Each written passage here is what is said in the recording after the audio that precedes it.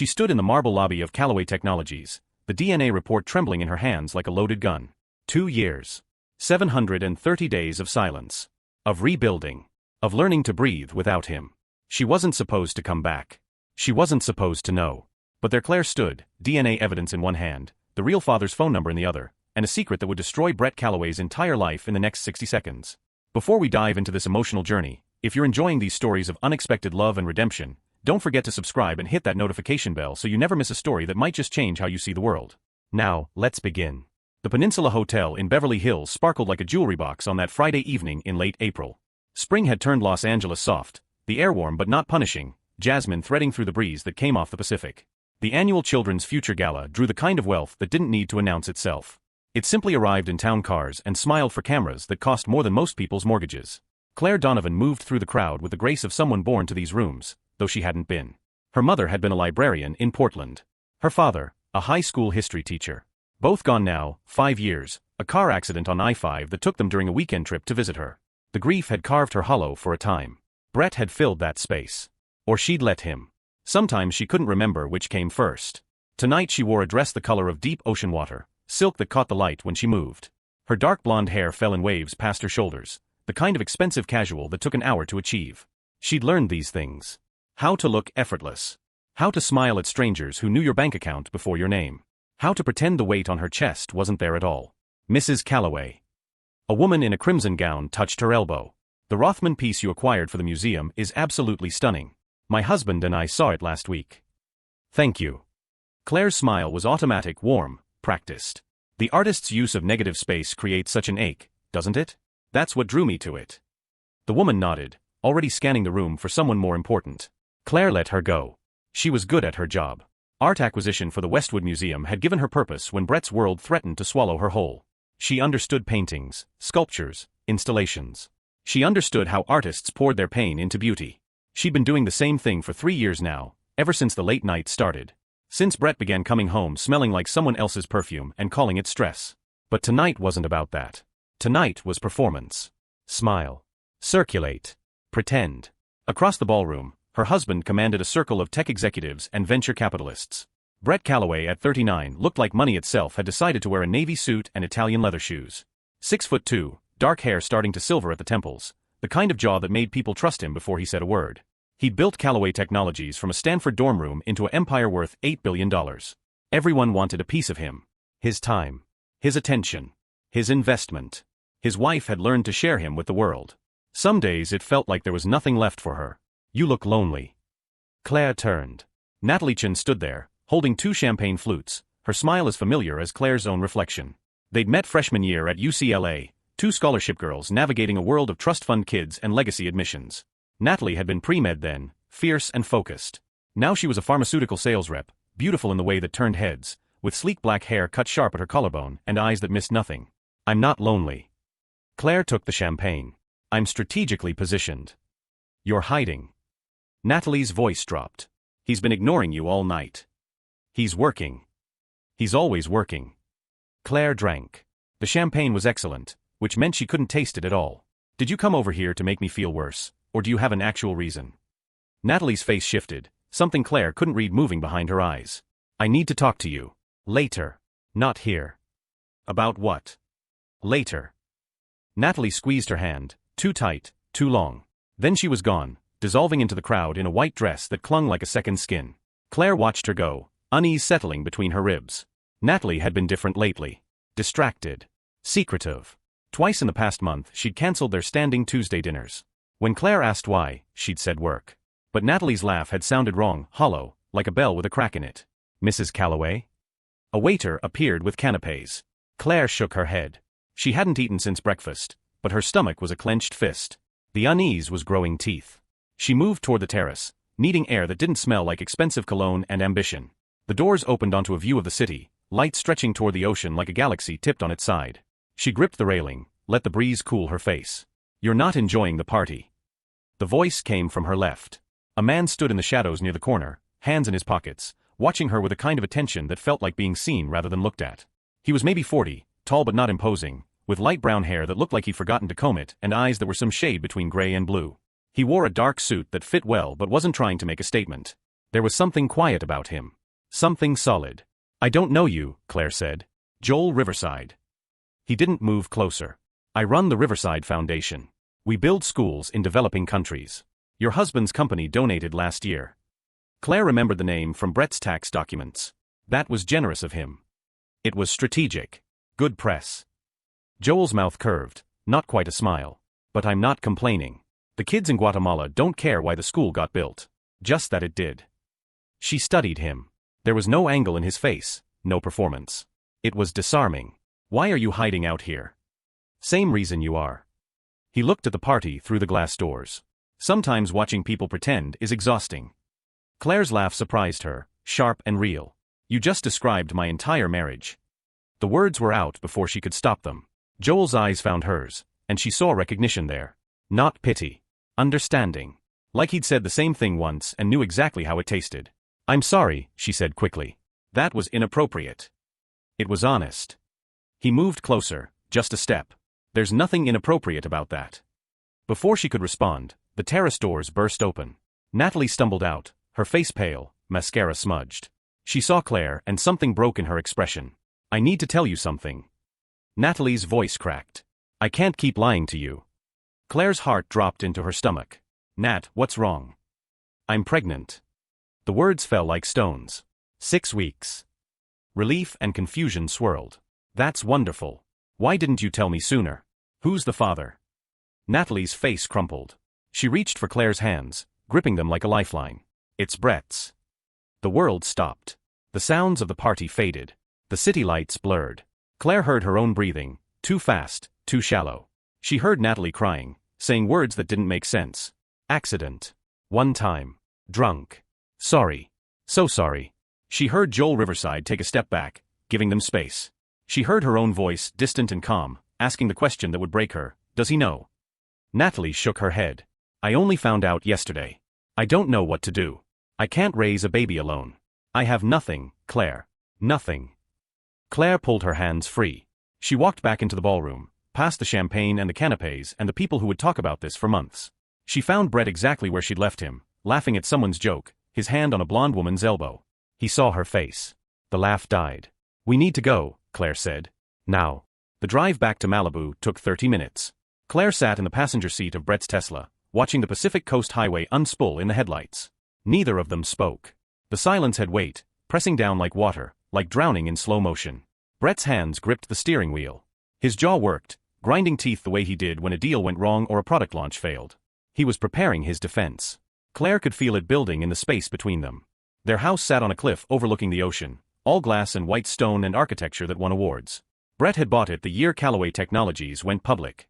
Claire had tried to make it a home. Plants in the kitchen. Books on the shelves. Photos of them laughing on beaches in Thailand, in Paris, in Santorini. But the house had never warmed. It stayed cold and perfect, like something behind museum glass. She walked through the front door and didn't stop until she reached the living room. Floor-to-ceiling windows. She spun around, her voice cutting through the quiet. Tell me she's lying. Brett closed the door. He stood there, still in his suit, still looking like the man she'd married 4 years ago. But his face had changed. Guilt carved new lines around his mouth. Claire. Tell me. Her voice broke on the second word. Tell me my best friend didn't just destroy my life on a hotel terrace. Tell me you didn't sleep with her. Tell me there's no baby. Tell me something that isn't going to kill me. He said nothing. The not speaking was worse than any confession. Claire's knees went weak. She sat down hard on the couch, her hands shaking so violently she had to clasp them together. When? The word scraped out of her throat. February. Brett moved closer, stopped when she flinched. That weekend you went to San Francisco for the Bergman exhibit opening. 2 months ago. Valentine's weekend. She'd invited him. He'd said he had meetings. She'd gone alone, spent 2 days walking through museums, calling him every night to say goodnight. He'd sounded normal. Loving, even. Here. Claire looked around the living room. In our house. No. Her apartment. Worse. He'd gone to her. Chosen it. How? Claire's voice was barely a whisper now. How does this happen? How do you accidentally sleep with my best friend? Brett ran his hands through his hair, the same gesture he made during board meetings when the numbers weren't adding up. We had dinner. She called, said she needed advice about a guy she was seeing. You were gone. I thought I was helping. Helping. Claire tasted the word like poison. You helped her right into bed. We drank too much. She was crying about something. I don't even remember what. And then she kissed me, and I should have stopped it. God, Claire, I should have stopped it. But you didn't. No. His voice cracked. I didn't. Claire stood. She walked to the windows, pressed her forehead against the cold glass. The ocean was black under a half moon, waves beating against the rocks below. She'd stood here so many times, watching the water, pretending she wasn't lonely in a house full of expensive things. Do you love her? No. God, no. It was one mistake. One horrible, unforgivable mistake. She's pregnant. I know. With your child. Brett's reflection in the glass showed a man coming apart. Yes. Claire closed her eyes. Behind her lids she saw Natalie's face, tear-streaked and desperate. She saw Brett's hands on someone else's skin. She saw a baby with his eyes, proof that she hadn't been enough to keep him. They'd tried for a baby. 2 years of trying, of appointments with specialists, of Claire's body failing month after month. The doctors said nothing was wrong. Just stress. Just bad timing. Just keep trying. But Brett had stopped wanting to try 6 months ago. He'd stopped touching her at all. Now she knew why. What do you want to do? She turned to face him. Brett looked lost. I don't know. I need to think. About what? About what's right. About the baby. What about me? The question came out small, childlike. What about our marriage? Claire, I love you. You have a funny way of showing it. This doesn't have to end us. We can work through this. Counseling. Whatever you need. She laughed, the sound bitter and sharp. You think I'm going to stay married to you while you raise a baby with my best friend? You think I'm going to smile at Christmas dinners and birthday parties and pretend my heart isn't ripped out every time I look at that child? The baby didn't do anything wrong. Neither did I. Her voice rose, finally breaking free. I didn't do anything wrong, Brett. I loved you. I supported you. I gave up my friends, my time, my entire life to be what you needed. And you threw it away for one night with someone who's supposed to be my family. I know. His eyes were wet now. I know, and I'm sorry. I'm so sorry. Sorry doesn't fix this. Claire's chest felt like it was caving in. Sorry doesn't change what you did. Tell me what to do. Please. Tell me how to fix this. She looked at him, really looked at him, and saw a stranger. The man she'd married wouldn't have done this. Or maybe he would have, and she'd been too busy performing the role of perfect wife to notice the rot underneath. I can't tell you what to do about your baby. Her voice went flat, empty. That's your responsibility. But I can tell you what I'm going to do. Claire. I'm leaving. The words hung in the air like smoke. Brett's face went white. You don't mean that. I do. And saying it, she felt something shift inside her. A lock tumbling open. A door swinging wide. I'm not going to fight you. I'm not going to scream or throw things or make this ugly. I'm just done. We can fix this. No. She walked past him, toward the stairs. We can't. Because you broke the only thing that mattered. You broke us. She went upstairs to their bedroom. The bed they'd shared for 4 years sat perfectly made, white sheets tucked with hospital corners. She'd made it this morning. A lifetime ago. Claire pulled a suitcase from the closet and started packing. Jeans. Shirts. The comfortable clothes she never wore to Brett's events. Her hands moved on autopilot while her brain tried to process the impossible. Pregnant. Natalie. Brett. Baby. He appeared in the doorway. Where will you go? I don't know. Let me help you. You've helped enough. She zipped the suitcase. Grabbed her laptop and the framed photo of her parents from the nightstand. Looked around the room one last time. Nothing else here was hers. It had all been chosen by an interior designer Brett hired. Even her jewelry, bought by his assistant for birthdays and anniversaries. Downstairs, she took her keys from the bowl by the door. Her car, a white Range Rover, sat in the driveway. Also bought by Brett. Everything in her life had his fingerprints on it. His money. His choices. His world. I'll have my lawyer contact you. Claire opened the door. About the divorce. Don't do this. Brett's voice broke completely. Please. I love you.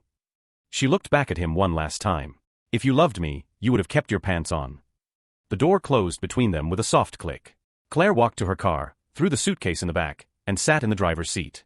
Her hands shook on the steering wheel. Her chest felt like someone had reached inside and pulled out everything vital. She should cry. She should scream. She should drive this car off the cliff and into the Pacific. Instead, she started the engine and drove. The hotel in Santa Monica was generic and clean. Claire checked in at 2 in the morning, gave a credit card that was in her name but paid by Brett's accounts. The irony wasn't lost on her. Even leaving him, she was using his money. The room had a view of the parking lot.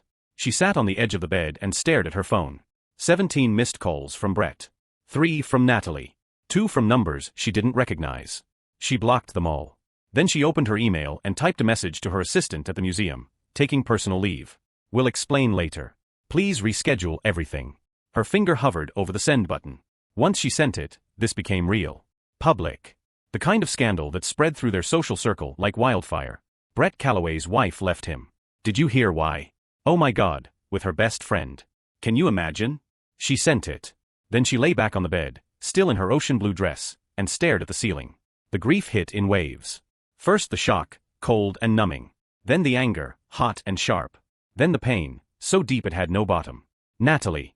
Her Natalie. The woman who'd held her hair back when she got food poisoning in college. Who'd helped her pick out her wedding dress. Who'd sat with her during every failed pregnancy test, bringing ice cream and terrible movies and saying it would happen when it was meant to happen. That Natalie had slept with her husband. That Natalie was carrying his child. That Natalie had looked her in the eyes for 2 months and said nothing. Claire's phone buzzed. A text from an unknown number. Mrs. Calloway, this is Joel Riverside. I got your number from the gala registry.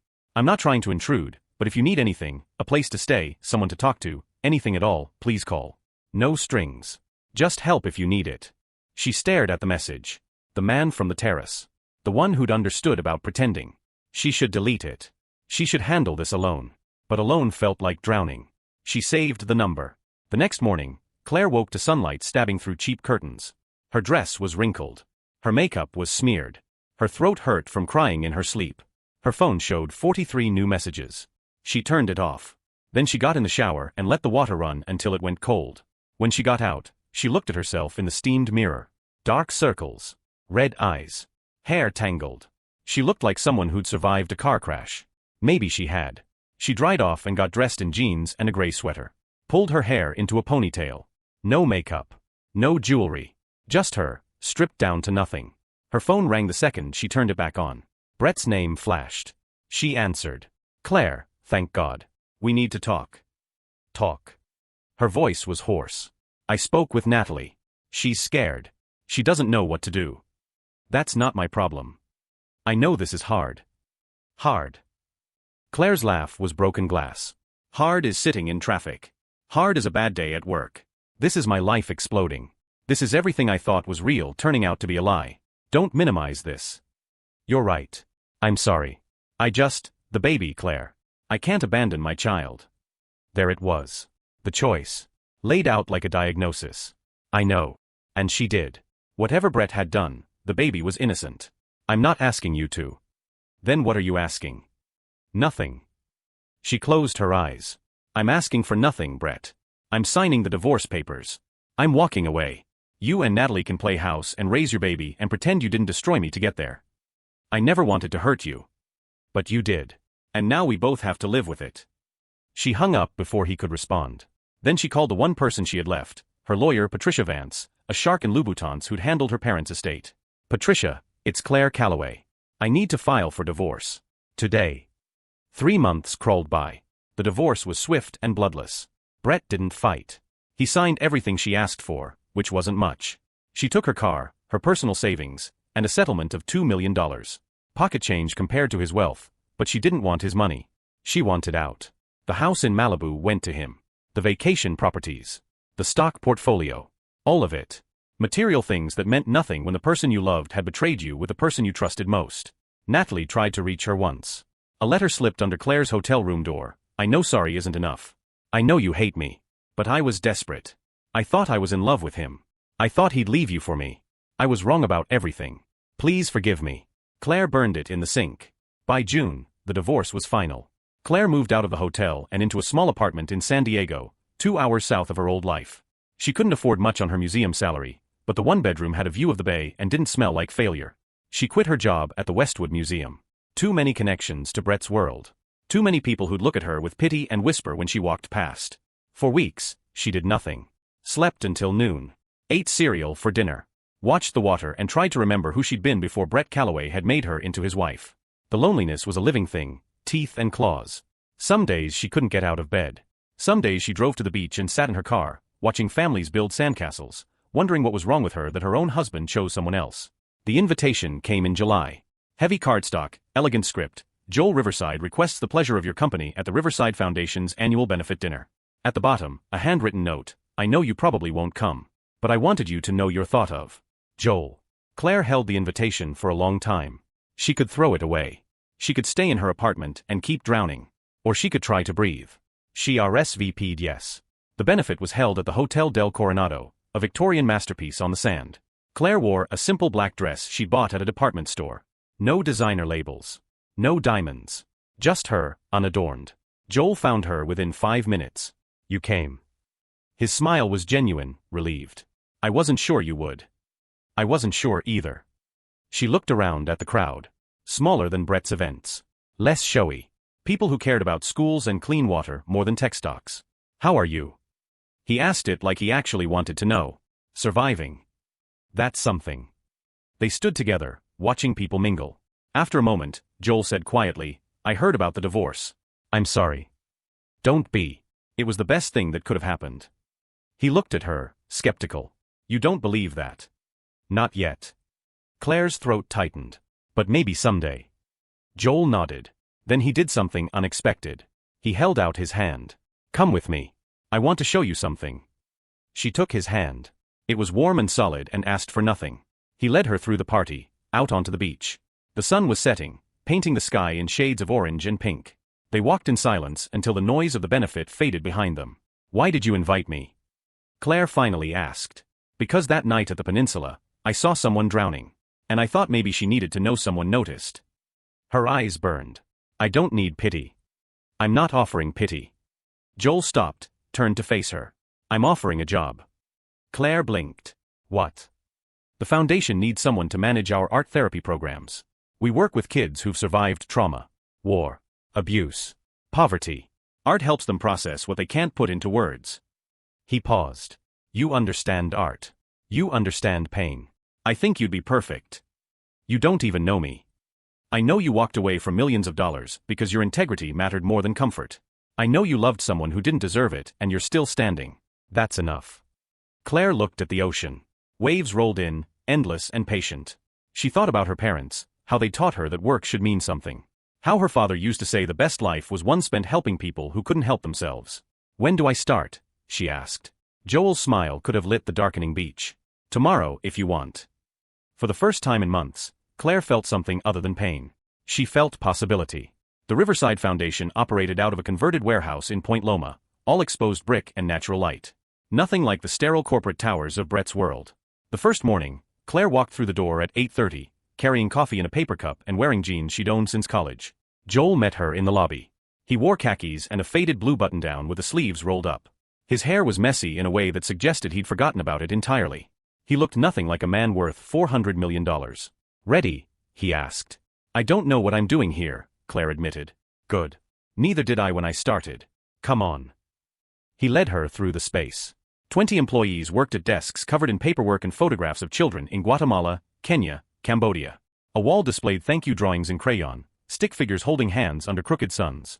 The energy felt purposeful, alive in a way that museums never had. We run 12 art therapy programs across 8 countries, Joel explained. Each program serves about 60 kids. Some have lost parents to violence. Some were trafficked. Some just grew up in places where survival took everything they had. He stopped at a bulletin board covered in watercolors. Art gives them a language when words fail.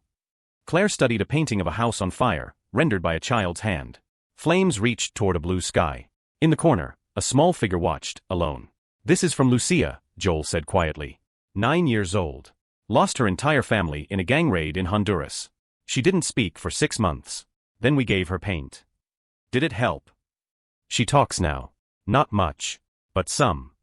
He looked at Claire. Sometimes survival is incremental. You take the small wins. The words landed like stones in her chest. Small wins. Like getting out of bed. Like eating a full meal.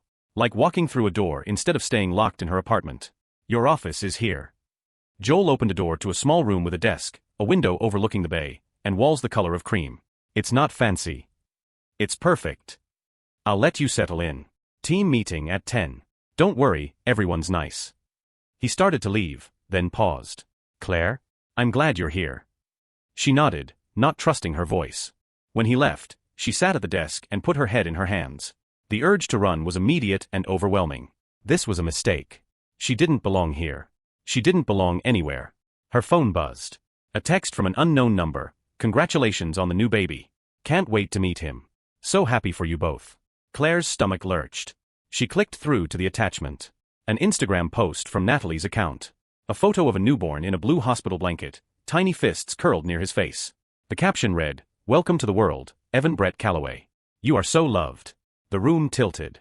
Claire gripped the desk, breathing through her nose like her therapist had taught her. In for 4. Hold for 4. Out for 4. But the panic climbed her throat anyway, sharp-clawed and vicious. She'd known the baby was coming. September was the due date Natalie had mentioned that night on the terrace. But knowing and seeing were different animals. This was real. A person. A child with Brett's name and Natalie's arms wrapped around him. Claire's vision blurred. She couldn't do this. Couldn't work, couldn't function. Couldn't pretend she was healing when one photo could still gut her like a fish. She stood, grabbed her bag, and walked straight out of the office. Past the desks. Past the bulletin board of children's art. Past Joel, who called her name. She made it to her car before the tears came. Sat in the driver's seat with the windows up and sobbed until her ribs ached. The kind of crying that had no sound, just body-racking gasps and snot and humiliation. A knock on the window made her jump. Joel stood there, concern carved into his face. She shook her head, couldn't look at him. He didn't leave. He walked around to the passenger side and opened the door. Didn't ask permission. Just got in and sat there, saying nothing. "I can't do this," Claire managed. "I thought I could, but I can't." "Do what?" "Any of it. Work. Function. Exist." She wiped her face with her sleeve. His baby was just born.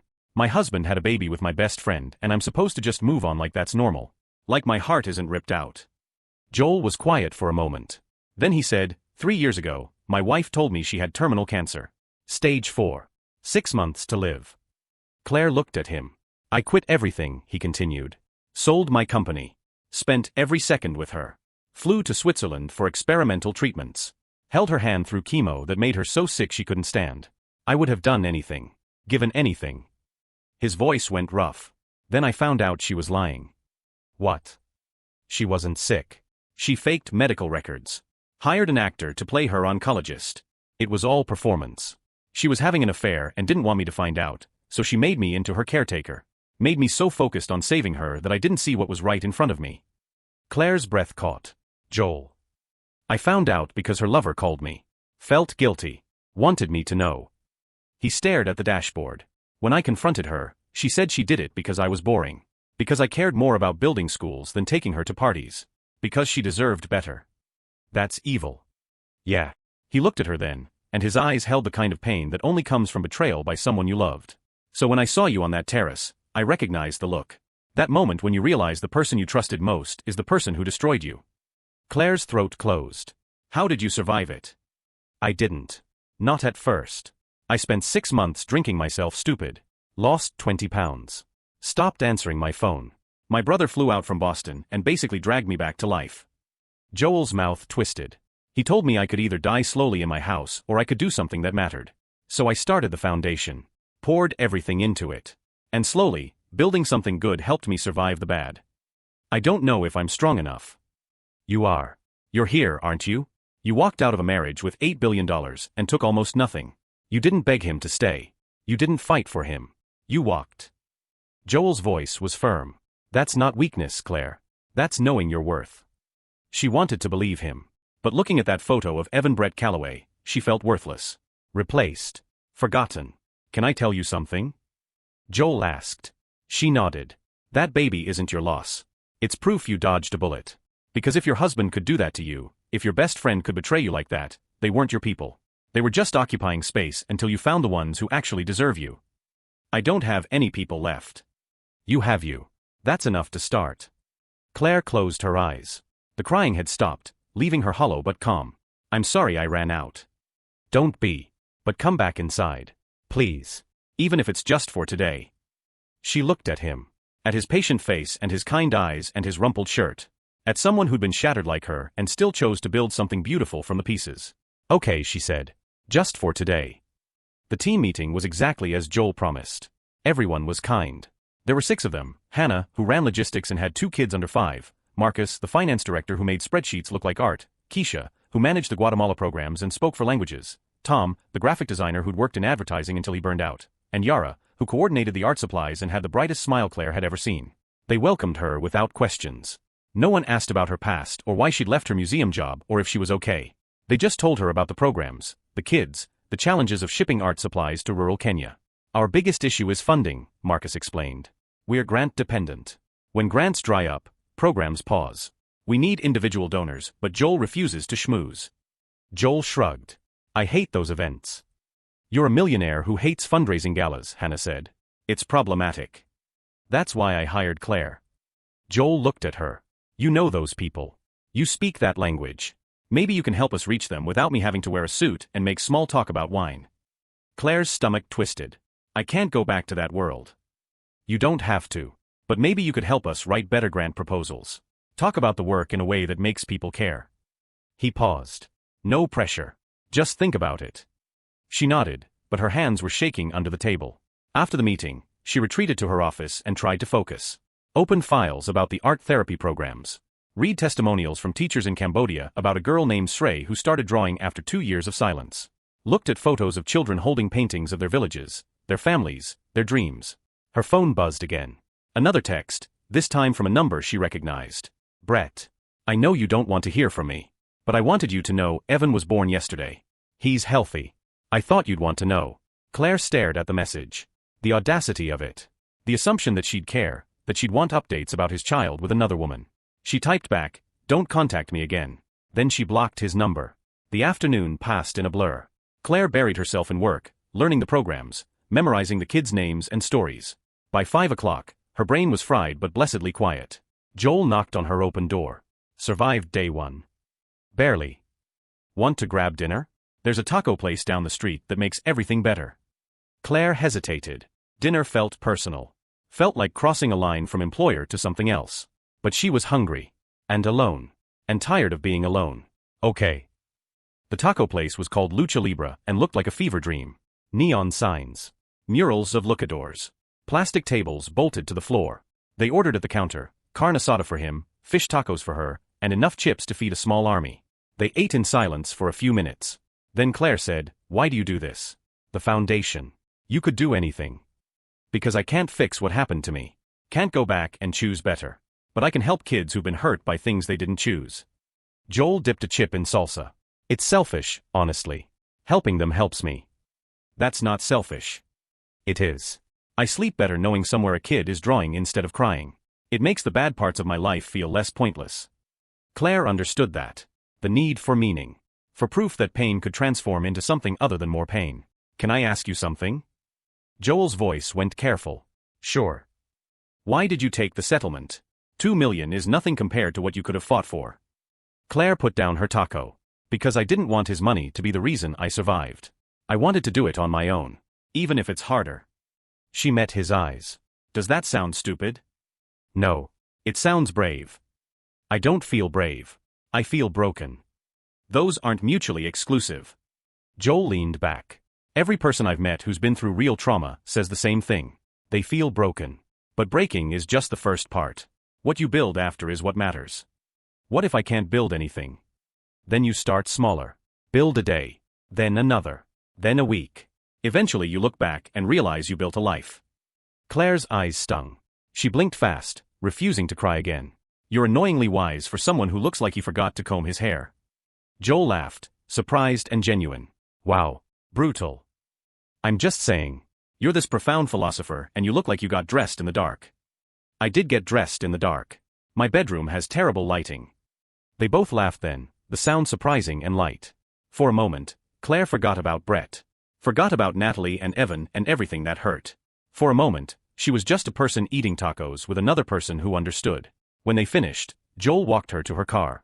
The sun was setting over the bay, painting everything gold. Thank you, Claire said. For today. For not letting me run. You can run tomorrow if you want. I'll still be here. She smiled, small but real. I'll try not to. As she drove home, her phone buzzed one more time. An email notification. The subject line read, Congratulations, Claire. She almost deleted it. But something made her open it. It was from her old colleague at the Westwood Museum, Catherine. Just wanted to say congrats on the foundation job. Joel Riverside is a good man. You deserve good things. We miss you here, but I'm glad you landed somewhere that matters. Let's get coffee soon.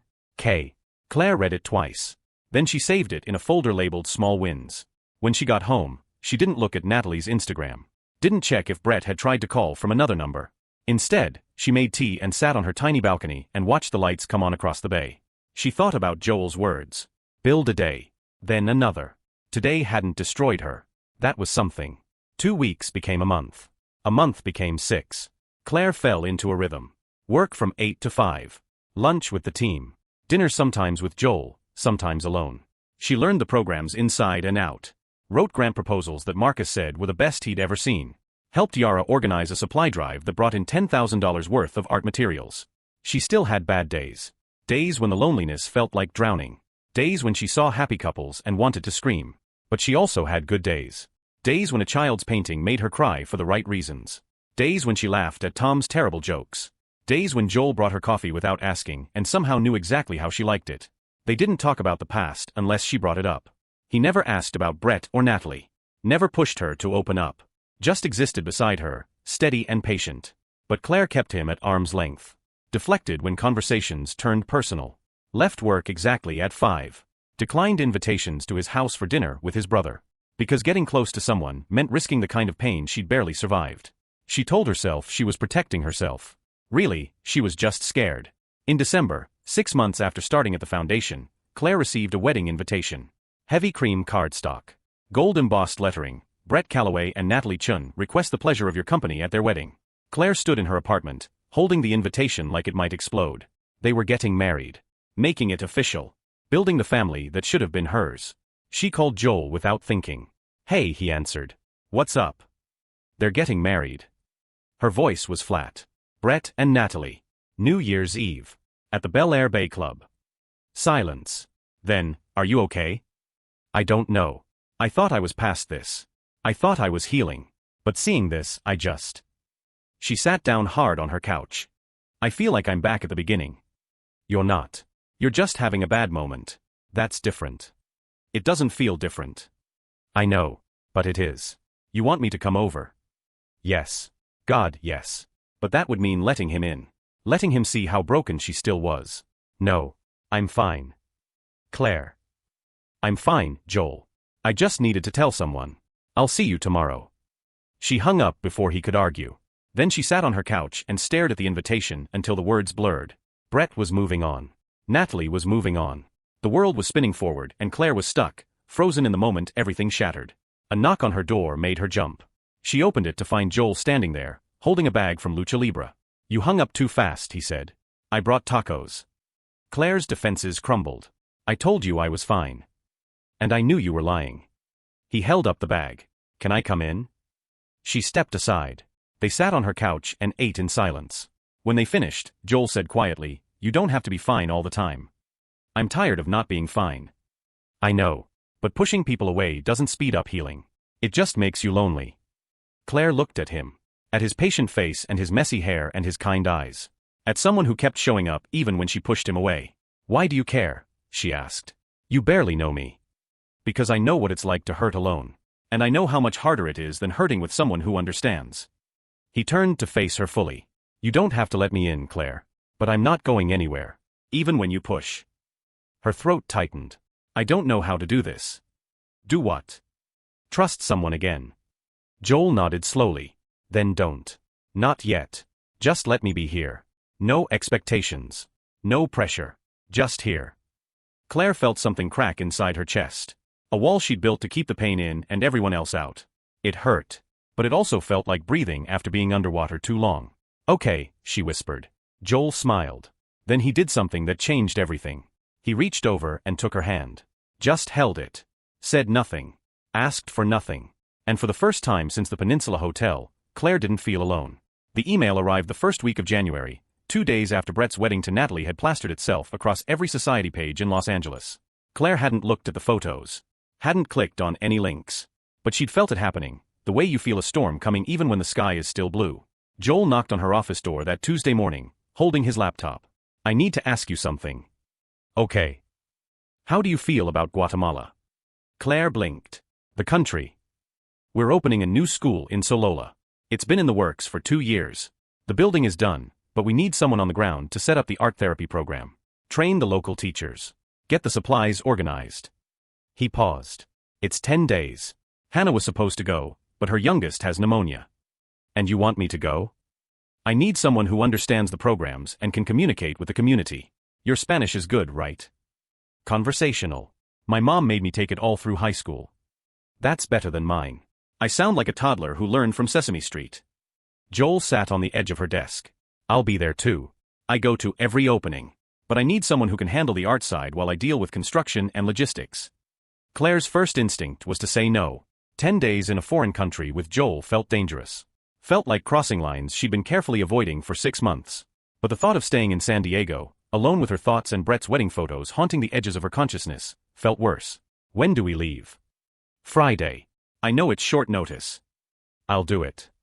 Joel's relief was visible. Thank you. I'll email you the details. Pack light. We're staying in a guest house, not a hotel. It's basic but clean. Joel. Yeah. Why are you really asking me? You could send Marcus or Keisha. They've done this before.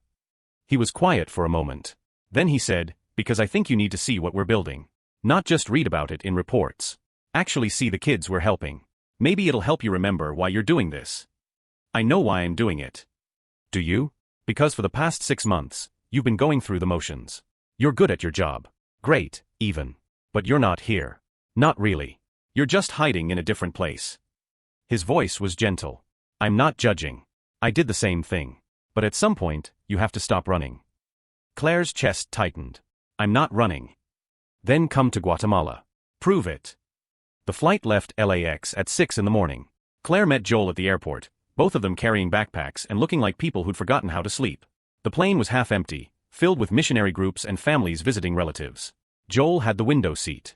Claire took the aisle. Between them sat a carefully maintained distance. You okay? He asked as they leveled out over Mexico. Fine. You're a terrible liar. Claire closed her eyes. Brett posted wedding photos yesterday. His assistant tagged me by accident. I saw the notification before I could block it. Did you look? No. But I wanted to. That's the problem. Part of me still wants to see his life. Wants to torture myself with proof that he's happy without me. Joel was quiet. Then he said, my ex-wife sent me a Christmas card. 2 years after the divorce. She's remarried. Pregnant. The card had a photo of them in matching sweaters. That's cruel. That's her. She doesn't think about how her actions affect people. Never did. He looked out the window at the clouds. I almost sent her a card back. Something petty. But then I realized that would mean she still had power over me. So I threw it away. Do you still think about her? Sometimes. Not the way I used to. Now it's more like remembering a bad dream. You know it happened, but it doesn't feel real anymore. Will I get there? To the point where it doesn't feel real. Yeah. But it takes time. And it takes filling your life with things that matter more than the pain. The flight attendant came by with coffee. They both took a cup, grateful for something to do with their hands. Tell me about the school, Claire said, changing the subject. Joel's face brightened. It's in the mountains outside Solola. Population about 800. Most families survive on subsistence farming. The kids walk up to 3 miles to get there. Before we built it, the nearest school was 10 miles away, and most families couldn't afford to send their children. How many students? 812, kindergarten through 6th grade. We hired 4 local teachers. Built the school with materials sourced from Guatemalan companies.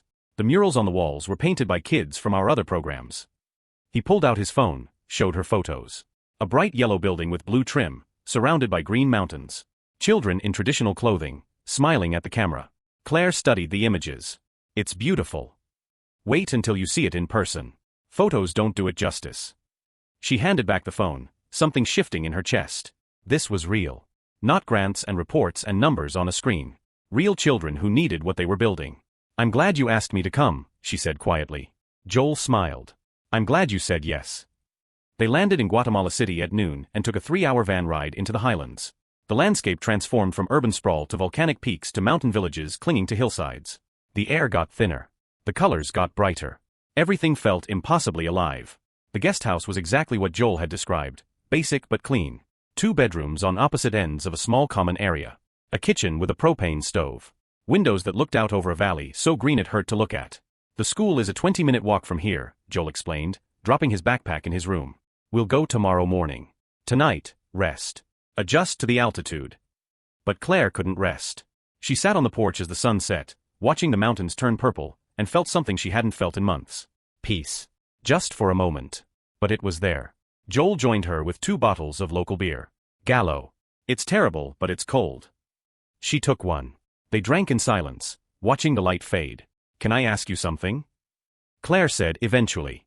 Always. Why do you do this alone? Build schools in developing countries. You could have a family. A normal life. Why choose this? Joel took a long drink. I had the normal life. Wife. House. Plans for kids. It all turned out to be a lie. After the divorce, I realized I'd been living someone else's idea of what I should want. So I decided to figure out what I actually wanted. And this is it. Yeah. Helping people. Building things that last longer than I will. It matters in a way that making money never did. He looked at her. What about you? What did you want before Brett? Claire tried to remember. It felt like excavating a different person. I wanted to write. Art criticism. Essays about how paintings can hold entire lives in a single frame. I had a blog in college. A couple pieces got picked up by small journals. But then I met Brett and his world was so big and loud, and my writing felt small by comparison. So I stopped. Do you miss it? I don't know. I haven't thought about it in years. Maybe you should. Start again. It's too late. Says who? Joel's voice was firm. You're 31. That's not too late for anything. Claire wanted to argue. But sitting here, in this place that felt untouched by her past, she couldn't find the words. The next morning, they walked to the school through mist so thick it felt like walking through clouds. Children passed them on the path, wearing hand-woven clothing in patterns that Claire's art history degree recognized as centuries old. They stared at the Americans with curiosity but no fear. The school appeared through the mist like something from a dream. Bright yellow walls. Blue doors. A mural of mountains and quetzal birds painted across the entrance. The sound of children laughing spilled through open windows. We're here, Joel said, unnecessary but reverent. They were greeted by the principal, a woman named Marta who spoke rapid Spanish and hugged Joel like family. She led them inside, showed them the classrooms with their new desks and chalkboards, the small library stocked with books in Spanish and Caxical, the art room that was currently empty except for potential. This is where you work, Marta told Claire through Joel's translation. The children need space to express what words cannot hold. Claire walked through the room. White walls waiting for color. Tables waiting for hands. Windows that looked out at mountains that had watched generations of children grow. What do they need? She asked. Everything. Paint. Paper. Clay. Brushes. Freedom. Over the next 3 days, Claire and Joel worked to transform the empty room. They unpacked boxes of supplies that had been shipped weeks earlier. Set up stations for painting, drawing, sculpture. Hung examples of children's art from other programs. Made the space feel safe. The local teachers watched, asking questions, learning. Claire showed them techniques for helping traumatized children express themselves. How to sit with a quiet child without pushing. How to let art be messy and imperfect and healing. Joel handled logistics, but he kept appearing in the doorway, watching her teach. Something in his expression made her heart beat faster. On the 4th day, the children arrived. 112 of them, ages 5 to 12, filed into the school with wide eyes and careful hands. They'd been told about the art room. They'd been waiting. Claire stood in front of them, speaking slow Spanish, and said, "Art is not about being perfect. It's about being true. Today, I want you to paint something that makes you feel safe." For an hour, the room was silent except for brushes on paper. Claire moved between tables, watching children create. A girl painted her mother's hands. A boy painted his dog. A tiny kindergartner painted the sun, big and yellow and taking up the entire page. One girl, maybe 10, sat frozen in front of blank paper. Her hands shook. Her eyes were wet. Claire knelt beside her. "What's your name?" "Rosa." "Rosa, what do you want to paint?" "I don't know." Her voice was a whisper. "That's okay. Sometimes we don't know until we start." Claire picked up a brush, dipped it in blue. "Can I show you something?" Rosa nodded. Claire painted a single brushstroke across the paper. Just one line. "Now it's not blank anymore. Now you can do anything." Rosa stared at the line. Then slowly, she picked up her own brush. Added a second line. Then a third. After 10 minutes, she'd painted a house. Simple. Square. But the door was open, and light spilled out. "That's my grandmother's house," Rosa said quietly. "She died last year. But I still dream about it." It's beautiful, Claire said, her throat tight. When the session ended and the children left, Claire stood in the empty room and cried. Not sad tears. Something else. Something that felt like purpose. Joel found her there. Didn't ask what was wrong. Just put a hand on her shoulder and said, "You're good at this." "I'd forgotten," Claire whispered. "I'd forgotten what it feels like to help someone." "Now you remember." That night, back at the guest house, they cooked dinner together. Beans and rice and vegetables from the market. Nothing fancy, but they worked in rhythm, passing spices and stirring pots, and it felt easy in a way that Claire had forgotten food could feel. They ate on the porch under stars so bright they looked fake. "Tell me about your brother," Claire said. "The one who dragged you back to life." Joel smiled. "Danny. He's 3 years older. Teaches physics at MIT. Married his college girlfriend. Has 2 kids who call me Tio Joel and ask for the most ridiculous presents." His face softened. "When my marriage exploded, he showed up at my house, saw the empty bottles and the unwashed dishes, and told me I had 2 choices, come stay with him in Boston, or he was moving in with me. I chose Boston." "What did he do?" "Made me run every morning. Forced me to eat breakfast. Introduced me to his neighbors and made me be social. Basically treated me like a depressed teenager." Joel laughed. "It was humiliating and exactly what I needed. After 3 months, I told him I wanted to start the foundation. He helped me write the first business plan. I wish I had a Danny." "You have me. It's not the same, but it's something." Claire looked at him. At the man who'd hired her when she was broken. Who'd brought her tacos when she was hurting.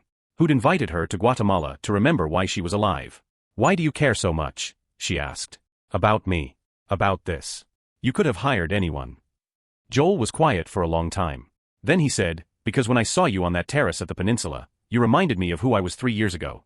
And I wished so badly that someone had seen me then. Really seen me. Not the rich guy having a breakdown. Just the person underneath, drowning and trying not to show it." He met her eyes. "So I decided to be that person for you. No agenda. No expectations. Just seeing you." Claire's chest felt too full. "I don't know what to say." "You don't have to say anything." But she wanted to. Wanted to tell him that he'd saved her without trying to fix her. That he'd given her space to be broken and time to heal. That somewhere between tacos and Guatemala, he'd become the person she thought about when she woke up and the person she wanted to talk to when something good happened. Instead, she reached across the small table and took his hand. Joel's fingers closed around hers.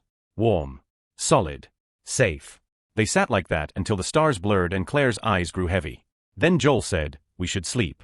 Big day tomorrow. The official opening." "Okay." But neither of them moved. Neither of them let go. Finally, Claire stood, their hands still linked. "Joel. Yeah. Thank you. For seeing me." His smile could have lit the entire valley. "Thank you for letting me." The next morning was the official school opening. The entire village turned out. Parents in their finest clothes. Children with scrubbed faces and nervous energy. Local officials who gave speeches about education and hope and futures. Joel cut the ribbon. The children cheered. Then everyone flooded inside, filling the classrooms with noise and life and possibility. Claire stood in the art room, watching parents admire their children's paintings from the day before. Rosa's grandmother's house hung on the wall, the open door glowing with yellow light. Rosa appeared at Claire's side, tugging her hand. "Maestre Claire, will you come back?" "I don't know. I live very far away." "But you could visit? Please." Claire knelt down to Rosa's level. "I'll try. I promise I'll try." Rosa hugged her, fierce and tight. Over the child's shoulder, Claire saw Joel watching from the doorway. Something passed between them. Something unspoken but understood. This mattered. What they were building mattered. And maybe, just maybe, what was building between them mattered too. The last 3 days in Guatemala passed too quickly. They worked with the teachers, refining the curriculum. They visited families in their homes, drinking sweet coffee and learning about their lives. They hiked through the mountains, breathing thin air and talking about everything and nothing. On their final night, they sat on the guest house porch one last time. "I don't want to go back," Claire admitted. "Me neither. But the work continues there too. It's different there. Here, I can breathe. There, I'm just the woman whose husband left her for her best friend." Joel turned to face her fully. "You're not that woman anymore. You're the woman who built an art therapy program. Who made Rosa paint again. Who writes grant proposals that fund schools. That's who you are now." "I want to believe that." "Then believe it. Stop letting what Brett and Natalie did define you. They don't get that power anymore." Claire felt tears building. "I'm scared." "Of what?" "Of caring about someone again. Of getting close and having it blow up." She looked at him. Of you. Joel's expression shifted, surprise and something deeper flickering across his face. Claire. I know we're supposed to be just friends. Just colleagues. But somewhere in the past 6 months, you became more than that. And it terrifies me because I can't survive being destroyed again. You think I'd destroy you? I don't know. Maybe not on purpose. But people leave. People lie. People choose someone else. Joel reached over and took both her hands. Look at me. She did. I'm not Brett. I'm not perfect, and I'll mess up 1,000 times. But I won't lie to you. I won't cheat on you. And I sure as hell won't choose someone else over you. His voice was steady, certain. You want to know why? Because I've been where you are. And the last thing I'd ever do is make someone else feel that pain. But what if? No what ifs. Just this, I care about you. I have for months. But I wasn't going to push because I knew you needed time. I'd wait forever if that's what you needed. Claire's heart was hammering. You care about me? Is that really a surprise? Yes. No. I don't know. She laughed, shaky and overwhelmed. I'm a mess, Joel. I'm still healing. I'm still scared all the time. You deserve someone whole. I don't want someone whole. I want you. He squeezed her hands. Scared and healing and messy. All of it. The tears spilled over. I don't know how to do this. Neither do I. So we'll figure it out together. Joel stood, pulled her up with him. No pressure. No expectations. Just us, taking it one day at a time. Can you do that? Claire looked at him. At this man who'd seen her at her worst and stayed. Who'd given her purpose when she had none. Who'd brought her to Guatemala and reminded her that life could still be beautiful. Okay, she whispered. One day at a time. Joel smiled. Then he pulled her into a hug, and Claire let herself lean into him. Let herself feel safe for the first time since the Peninsula Hotel. In the distance, the mountains watched. Patient. Timeless. Proof that some things survived every storm. They returned to San Diego on a Tuesday afternoon in late January. The city felt different after Guatemala. Too fast. Too loud. Too full of people who'd never had to walk 3 miles for an education. Claire went back to her apartment, unpacked her backpack, and stood in her living room feeling unmoored. The 10 days had changed something fundamental. She'd remembered who she was before Brett. Before the performance of being a billionaire's wife. She'd been someone who cared about art and helping people and making the world incrementally better. That person was still there. Buried but breathing. Her phone buzzed. Joel, coffee tomorrow morning? The good place, not the office swill. She smiled and texted back, 7:30? Perfect. Sleep well. Claire looked at the message for a long time. Then she opened her laptop and did something she hadn't done in 7 months. She Googled Brett Calloway. The wedding photos were everywhere. Brett in a charcoal suit. Natalie in white lace. The baby, Evan, held between them like proof of their legitimacy. They looked happy. Glossy and perfect and exactly like the couple everyone thought they were. Claire closed the laptop before the familiar ache could settle in her chest. She'd made a promise to Joel. One day at a time. And today, she chose not to hurt herself with images of a life that was never really hers. The next morning, Joel was waiting outside the coffee shop when she arrived. He wore jeans and a gray Henley, his hair doing its usual impression of organized chaos. When he saw her, his entire face brightened. You look good, he said. Rested. Liar. I look like I slept on a plane. You look like you slept on a plane and still managed to be beautiful. Claire's cheeks warmed. This was new. Him saying things like that. Her not immediately deflecting. They ordered coffee and sat outside, even though the morning air was cool. Around them, San Diego woke up. Joggers passed. Dogs strained on leashes. A woman pushed a stroller while talking into her phone. I've been thinking, Joel said, about the art therapy programs. What you did in Guatemala was incredible. The teachers are already sending updates. Rosa painted 3 more pictures. One of them is her grandmother, but she's smiling now. Claire's throat tightened. That's wonderful. It made me realize we need to expand. Not just international programs. Domestic ones too. There are kids here in San Diego who've survived trauma, foster care, homelessness, abuse. They need what you're building. That would require funding we don't have.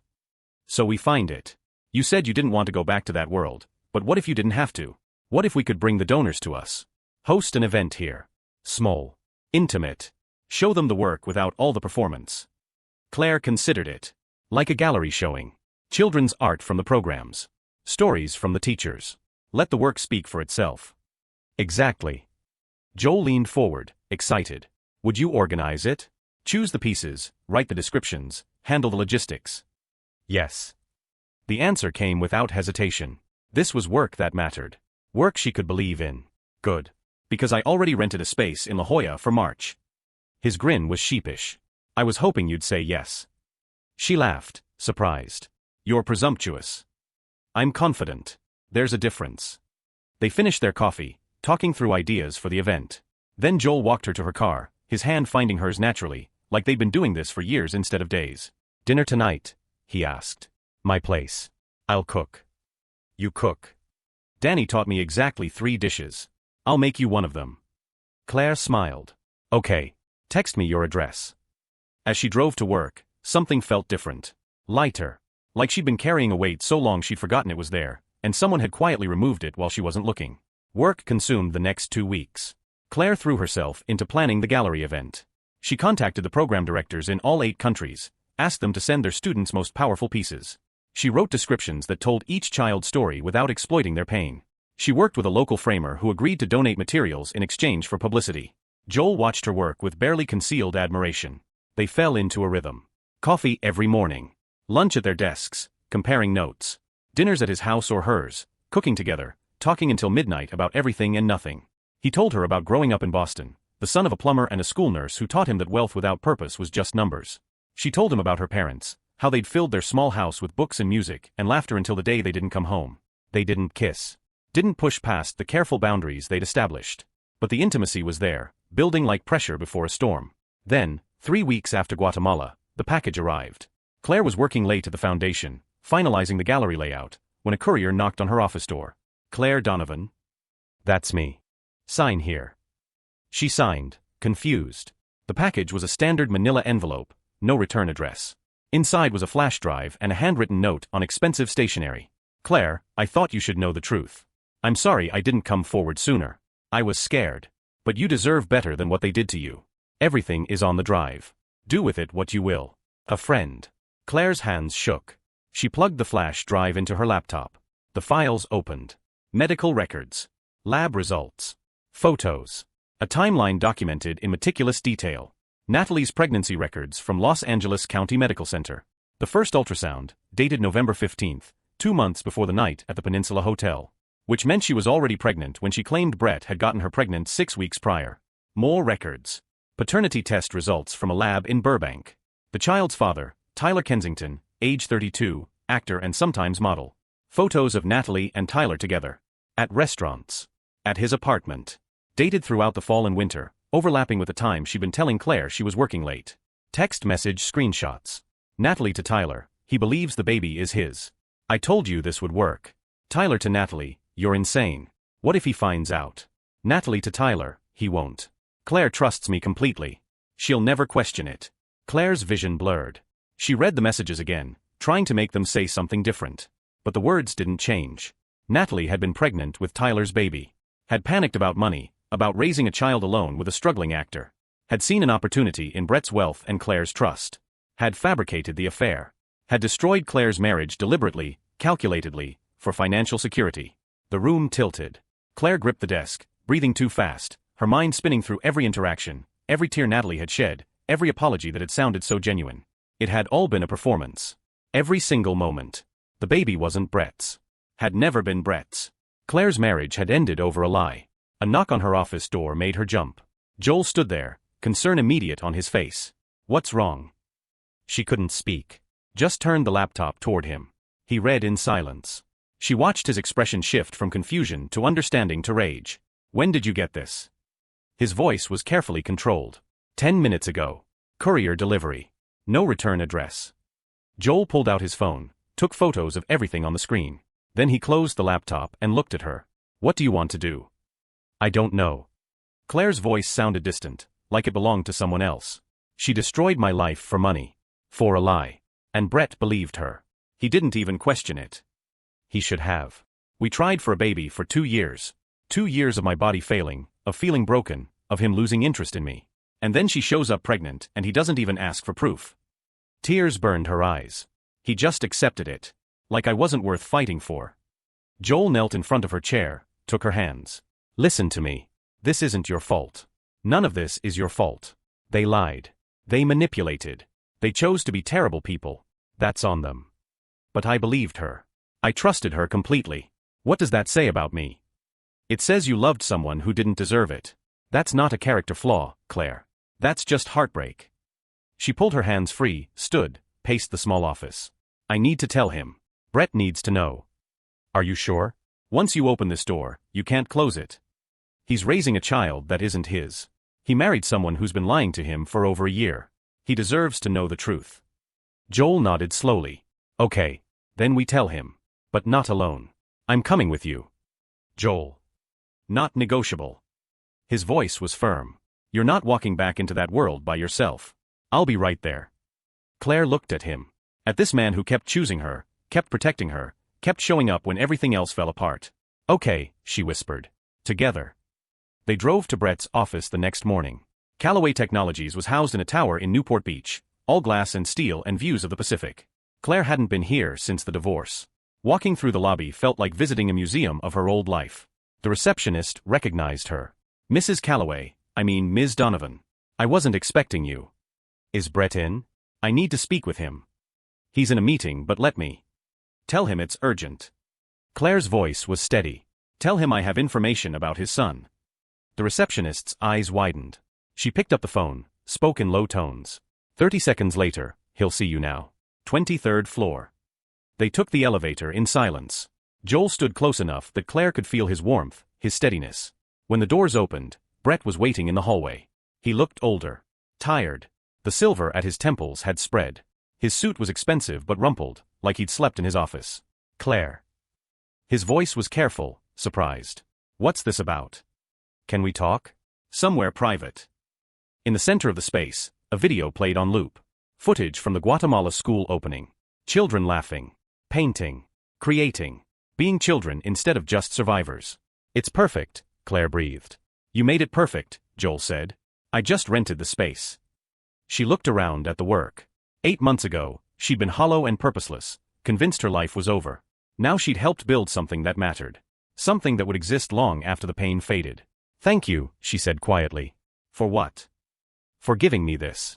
For seeing what I could do when I couldn't see it myself. Joel took her hand. You did this. I just got out of the way. The donors started arriving at 6. 100 people who'd responded to carefully worded invitations promising an evening that would change how they saw art and childhood and trauma. Claire recognized some faces from her old life. Brett's colleagues. Museum board members. People who'd probably gossiped about her divorce over expensive wine. She didn't hide. Didn't perform. Just stood beside Joel and talked about the programs with honest passion. A woman in her 60s approached, elegant in a navy dress. Ms. Donovan? I'm Helen Fairfax. I knew your parents. Claire blinked. You did. Your father taught my son history at Lincoln High. Changed his life. Tommy had been failing, ready to drop out. Your father stayed after school twice a week for an entire semester, tutoring him for free. Tommy graduated. Went to community college. Now he's a civil engineer in Seattle. Helen's eyes were warm. When I heard you were doing this work, I thought, of course. That's Bill Donovan's daughter. Claire's throat tightened. I didn't know he did that. He did it for a lot of kids. Never wanted recognition. Just wanted to help. Helen handed her a card. I'd like to donate to the foundation. Make it a recurring gift. In your parents' names, if that's acceptable. That would be. Claire couldn't finish. The tears came too fast. Helen squeezed her hand. They'd be proud of you.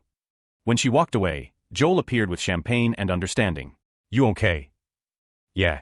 Just remembering who I come from. Claire wiped her eyes. My dad would have loved this. I wish I could have met him. He would have liked you. He had a thing about people who did good work quietly. Then we would have gotten along great. The evening flowed. Donors moved through the space, studying the art, watching the video, asking questions. Claire and Joel took turns explaining the programs, the impact, the need for ongoing funding. By 8 o'clock, Marcus pulled Claire aside. We've raised $73,000 in commitments. Recurring monthly donations. This is the most successful event we've ever had. Claire stared at him. Are you serious? Completely. Whatever you did, do it again. She found Joel near Rosa's painting. A couple stood with him, listening intently as he explained the little girl who'd been too scared to paint until someone showed her that blank paper could become anything. The beauty of art therapy, Joel was saying, is that it gives children a language when words fail. Trauma locks up the voice. Art unlocks it. The man nodded. How much does it cost to run a program for a year? About $45,000.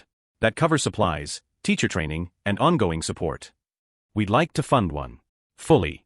For the next 3 years. Joel's composure slipped for just a second. That's incredibly generous. It's necessary. The woman looked at the painting of the grandmother's house. Our daughter was in a car accident 5 years ago. She stopped talking for 8 months. Art therapy brought her back to us. If we can give that to even one child, it's worth it. After they left, Joel found Claire, pulled her into a quiet corner, kissed her hard enough that she laughed against his mouth. We did it, he said. You did it. We did it together. His smile was bright enough to light the whole venue. Yeah, together. The event ended at 10. After the last donor left and the caterers packed up, the team collapsed into chairs, exhausted and exhilarated. Over 100,000 in total commitments, Marcus announced, checking his tablet. Plus 3 major donors who want to fund entire programs. This is going to change everything. Hannah raised her water bottle. To Claire. For making rich people care. To Claire, everyone echoed. She felt her face heat. I just organized some paintings. You did more than that, Keisha said. You made them see the kids. Not just as problems to solve, but as people worth investing in. That's the difference between writing a check and actually caring. After everyone left, it was just Claire and Joel, turning off lights and locking doors. Come over, Joel said. I'll make you one of Danny's 3 dishes. It's almost 11. So? You hungry? She was. Starving, actually. The adrenaline had burned through any food she'd eaten earlier. Okay. But if you poison me, I'm haunting you. Fair deal. Joel's house was in Encinitas, a small beach cottage he'd bought for cash after his divorce. Nothing like Brett's Glass Palace in Malibu. This was warm wood floors and mismatched furniture and books stacked everywhere. A real home where someone actually lived. He made pasta carbonara while she sat on the counter, drinking wine and watching him cook. His kitchen was tiny, barely room for one person, but he moved through it with comfortable efficiency. How did Danny teach you to cook? She asked. By force. He said I couldn't live on takeout and protein bars forever, so every Sunday for 6 months, he made me cook with him. This was week 3. Joel stirred the pasta. Week 1 was scrambled eggs. Week 2 was roasted chicken. By week 12, I could make a decent risotto. What happened after week 12? I moved back to California. Started the foundation. Tried to remember that life could be good again. He glanced at her. Took a while. But I got there. How long? About 2 years before I could wake up without that weight on my chest. 3 before I could think about dating again. For before I saw you on that terrace and realized I'd been waiting for someone real. Claire's heart did something complicated. You barely knew me. I knew enough. Knew you were hurting. Knew you were trying not to show it. Knew I wanted to help if you'd let me. He drained the pasta, mixed in eggs and cheese and pepper. I also knew you were beautiful, but that seemed secondary to the whole drowning in public and trying to be polite thing. She laughed. I was drowning. I know. But you survived. That counts for something. They ate at his small kitchen table, knees bumping underneath. The pasta was perfect. Rich and salty and exactly what she needed. This is really good, Claire said. Don't sound so surprised. I'm not. I'm just happy. Is that weird? After everything, I'm sitting here eating pasta and I'm genuinely happy. Joel reached across the table, took her hand. That's not weird. That's healing. After dinner, they moved to the couch. An old thing that sagged in the middle, forcing them together. Joel put on music, something instrumental and soft. They sat with her feet in his lap, his hands absently rubbing her ankles. Tell me something, Claire said. Something you've never told anyone else. Joel thought for a moment. When my marriage ended and I found out about the lies, I didn't just lose my wife. I lost my faith in my own judgment. I kept thinking, how did I not see it? How did I live with someone for 8 years and not know they were capable of that? What changed? Time. Therapy. And eventually realizing that being fooled doesn't mean you're a fool. It means you loved someone enough to believe them. That's not weakness. He looked at her. Your turn. Tell me something. Claire was quiet. Then, sometimes I'm grateful it happened. The betrayal. The divorce. All of it. Because if it hadn't, I'd still be in that glass house, performing for people who didn't actually care about me, slowly disappearing into someone I didn't recognize. She met his eyes. I'd rather be here, even with the scars, than back there pretending everything was perfect. You mean that? Yeah, I do. Joel pulled her closer, until she was tucked against his side, her head on his chest. She could hear his heartbeat, steady and sure. Can I tell you what I'm thinking? He asked quietly. Always. I'm thinking that I want this. Us. Not just dating or seeing where it goes. Actually building something together. And I know it's fast, and I know you're still healing, but I also know that life is short and uncertain, and when you find someone who makes you want to be better, you don't let that go. Claire's breath caught. Joel. You don't have to say anything. I just needed you to know where I stand. I'm all in. Whenever you're ready. She lifted her head to look at him. At this man who'd been patient when she needed space, present when she needed support, and honest when she needed truth. I'm scared, she admitted. I know. But I want this too. I want you. I want us. She kissed him, soft and deliberate. I'm ready to try. Joel's smile was sunrise and summer and every good thing. He kissed her back, deeper this time, his hands in her hair. They stayed on the couch until past midnight, talking and kissing and laughing. Building the kind of intimacy that comes from actually knowing someone, not just wanting them. Eventually, Claire said, I should go. It's late. Or you could stay. Her heart jumped. Joel. Just to sleep. I have a guest room. Or you can take my bed and I'll take the couch. No pressure. He looked almost shy. I like having you here. Claire thought about her empty apartment. About driving home alone when she could stay here, safe and warm and wanted. Okay, she said. I'll stay. She woke up in Joel's bed, fully clothed, sunlight streaming through windows that overlooked the ocean. He'd insisted she take the bedroom, had given her clean sheets and a t-shirt to sleep in, and kissed her goodnight like she was something precious. The smell of coffee pulled her out of bed. She found him in the kitchen, making pancakes. Morning, he said, ridiculously cheerful for 7 a.m. You're a morning person. I'm learning terrible things about you. Danny's influence. He runs at 5 a.m. I'm practically sleeping in. He flipped a pancake. How'd you sleep? Better than I have in months. She accepted the coffee he offered. Your bed is comfortable. You can borrow it any time. They ate breakfast on his tiny porch, watching surfers catch morning waves. It was Sunday. No work. No obligations. Just this. What do you want to do today? Joel asked. This. Exactly this. I can do that. They spent the day being aggressively lazy. Walked on the beach. Read books in the same room. Made sandwiches for lunch. Talked about nothing important. It was the most domestic, ordinary day, and Claire loved every second. That evening, as the sun set over the Pacific, Joel said, I need to tell you something. Claire's stomach dropped. Okay. It's good. Don't look so scared. He took her hand. I'm falling in love with you. Actually, I think I already have. And I know that's fast, and I know we're still figuring this out, but I needed you to know. Claire's eyes filled. Joel. You don't have to say it back. I just couldn't keep it in anymore. She kissed him. Poured everything she felt into it. When they broke apart, she said, I'm falling too. I don't know if it's love yet, but it's something. Something real and good and terrifying. I'll take it.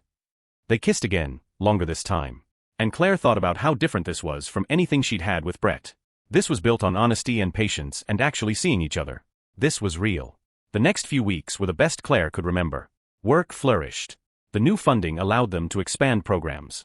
Rosa sent a letter with a drawing of Claire as a teacher, tall and smiling.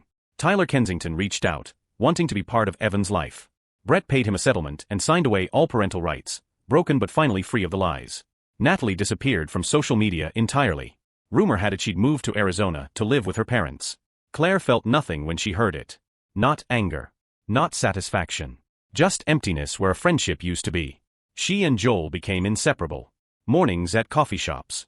Evenings cooking together. Weekends exploring San Diego like tourists. He met her college roommate, the only friend from her old life who'd stuck around. She met Danny on a video call, who immediately told embarrassing stories about Joel's teenage years. He had a mullet, Danny said gleefully. 7th grade. It was magnificent. There are no photos, Joel insisted. I destroyed them all. I kept copies. You're the worst brother ever.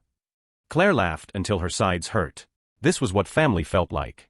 Messy and real and full of love. 6 weeks after the gallery event, Claire's phone rang at work. Unknown number. She almost didn't answer. Hello. Ms. Donovan? This is Patricia Vance. Her old lawyer. Claire's heart kicked. Patricia. Hi. I'm calling because Brett Calloway contacted me. He'd like to speak with you. Not about the divorce. About something else. He asked me to facilitate the meeting so you'd feel comfortable. What does he want? He didn't say. Just that it's important and he hopes you'll agree. Claire looked across the office to where Joel was on a call, gesturing animatedly about something. Her anchor. Her safe place. Tell him I'll meet him. But only in a public place. And I'm bringing someone. Of course. I'll set it up. When she hung up, Joel was watching her. Brett wants to meet, she said. His jaw tightened. Why? I don't know. But I need to find out. Then we'll find out together. They met Brett at a coffee shop in Del Mar 3 days later. He looked smaller than Claire remembered. Tired. The confidence that had defined him was gone, replaced by something that looked like regret. Thank you for coming, Brett said. Claire and Joel sat across from him. She didn't introduce Joel. Didn't explain who he was. Brett could figure it out. What do you want? Claire asked. Brett pulled an envelope from his jacket. I've been working with my lawyers. Restructuring my assets. Setting up trusts. He slid the envelope across the table. This is for you. I don't want your money, Brett. It's not money. It's ownership. 20% of Callaway Technologies. Non-voting shares, so you don't have to be involved in operations. But you'll receive dividends. Quarterly payments. It's worth about $40 million right now, but it'll grow. Claire stared at the envelope like it might explode. Why? Because you should have gotten this in the divorce. You should have fought for it. But you didn't, because you're better than I ever deserved. Brett's voice cracked. I destroyed you for a lie. I threw away the best thing in my life because I was too stupid and selfish to question someone who was manipulating me. This doesn't fix what I did. Nothing can fix that. But it's something. I don't want this. Then give it away. Donate it to your foundation. Do whatever you want with it. But it's yours. Legally. Irrevocably. My lawyers have already processed the paperwork. Claire looked at Joel. He said nothing, just squeezed her hand. Why now? She asked Brett. Because I've spent 13 months realizing what I lost. Not the marriage. You. The person you are. The way you make everything better just by caring about it. I took that for granted. He wiped his eyes. I'm not asking for forgiveness. I'm not asking for anything. I just needed you to know that I see now what I couldn't see then. You were never the problem. I was. Claire felt tears building but didn't let them fall. I hope you find someone who deserves you, Brett. Someone who sees your value before they lose you. I already found her, Claire said quietly, looking at Joel. And he actually knows what he has. Brett's face twisted. But he nodded. Good. That's good. He stood to leave. Paused. He's a lucky man. I know, Joel said. It was the only thing he'd said the entire meeting. After Brett left, Claire sat with the envelope in her hands. What are you thinking? Joel asked. That I could give this to the foundation. Fund programs for years. Help thousands of kids. You could. Or I could light it on fire and walk away. You could do that too. She laughed, watery and overwhelmed. What would you do? Doesn't matter. It's your choice. Whatever you decide, I'm with you. Claire opened the envelope. Read the paperwork. $40 million worth of stock, free and clear. Money that could change everything. She thought about Rosa and her grandmother's house. About the girl in Kenya who painted her teacher. About all the children who needed what they were building. I'm giving it to the foundation, she said. All of it. Set up a permanent endowment. Make sure the programs never have to close because of funding. Joel's eyes shone. You're sure? Completely. This is blood money. Guilt money. But it can become something good. Something that actually matters. He pulled her into a hug, held her tight. You're incredible. You know that. I'm just doing what my dad would have done. Taking something broken and making it useful. They sat in the coffee shop long after their cups were empty, planning how to structure the endowment, which programs to expand first, how many more children they could reach. And Claire realized something. She wasn't the woman who'd stood on that peninsula terrace 13 months ago. That woman had been lost and broken and convinced her life was over. This woman knew better. This woman had built something from nothing. Had found purpose in pain. Had learned that the end of one story was just the beginning of another. This woman was whole. The foundation transformed over the next 3 months. With the endowment from Brett's shares, they expanded from 8 countries to 15. Hired 12 new staff members. Opened art therapy programs in 3 underserved neighborhoods in San Diego County. The work exploded in the best possible way. Claire threw herself into it with renewed purpose. She traveled to Kenya in April, Cambodia in May. Each trip, Joel came with her. They worked side by side, training teachers, meeting children, building something that would outlast both of them. But success had a shadow side. The more the foundation grew, the more Claire's name appeared in articles. Philanthropist Claire Donovan. Ex-wife of Brett Callaway. The woman who turned betrayal into purpose. She hated the attention. Hated that her past was always the first thing people mentioned. Hated that she couldn't just be someone who did good work without the story of how she got there. By late June, the pressure was building. Board meetings every week. Donor calls every day. Interviews she didn't want to give. The foundation's success meant visibility, and visibility meant scrutiny. Then the article dropped. From Betrayal to Billions, How Claire Donovan Turned Heartbreak into an Empire. The piece appeared in Forbes on a Tuesday morning. 8,000 words dissecting her marriage, her divorce, Natalie's lies, Brett's guilt money, and the foundation's explosive growth. Photos of her and Joel at work sites around the world. Speculation about their relationship. Questions about whether the foundation was really about helping children or just rehabilitating Claire's image. Claire read it in her office, her hands shaking so badly she could barely hold her phone. The writer had interviewed people from her old life. Museum colleagues who said she'd been ambitious, calculating, always looking for the next opportunity. Brett's former assistant who claimed Claire had been cold and distant in the marriage. Even someone claiming to be a college friend of Natalie's, saying Claire had always been jealous of Natalie's beauty and warmth. None of it was true. All of it sounded plausible. The worst part was the final paragraph. While Donovan's work with the Riverside Foundation appears genuine, questions remain about her motivations. Did she build these programs to help children, or to rebuild her own image after a very public humiliation? And what does it say about our culture that we're more interested in her revenge narrative than the actual children she claims to serve? Perhaps the real story isn't Claire Donovan's redemption. Perhaps it's how easily we confuse personal grievance with public good. Claire's vision blurred. Her chest tightened. The office walls pressed in. She stood, grabbed her keys, and walked out without a word to anyone. She drove without destination. Just drove, trying to outrun the words that kept circling her brain. Ambitious. Calculating. Cold. Image rehabilitation. Revenge narrative. Was that what people thought? That the children were just props in her personal drama? That everything she'd built was about proving something to Brett and Natalie?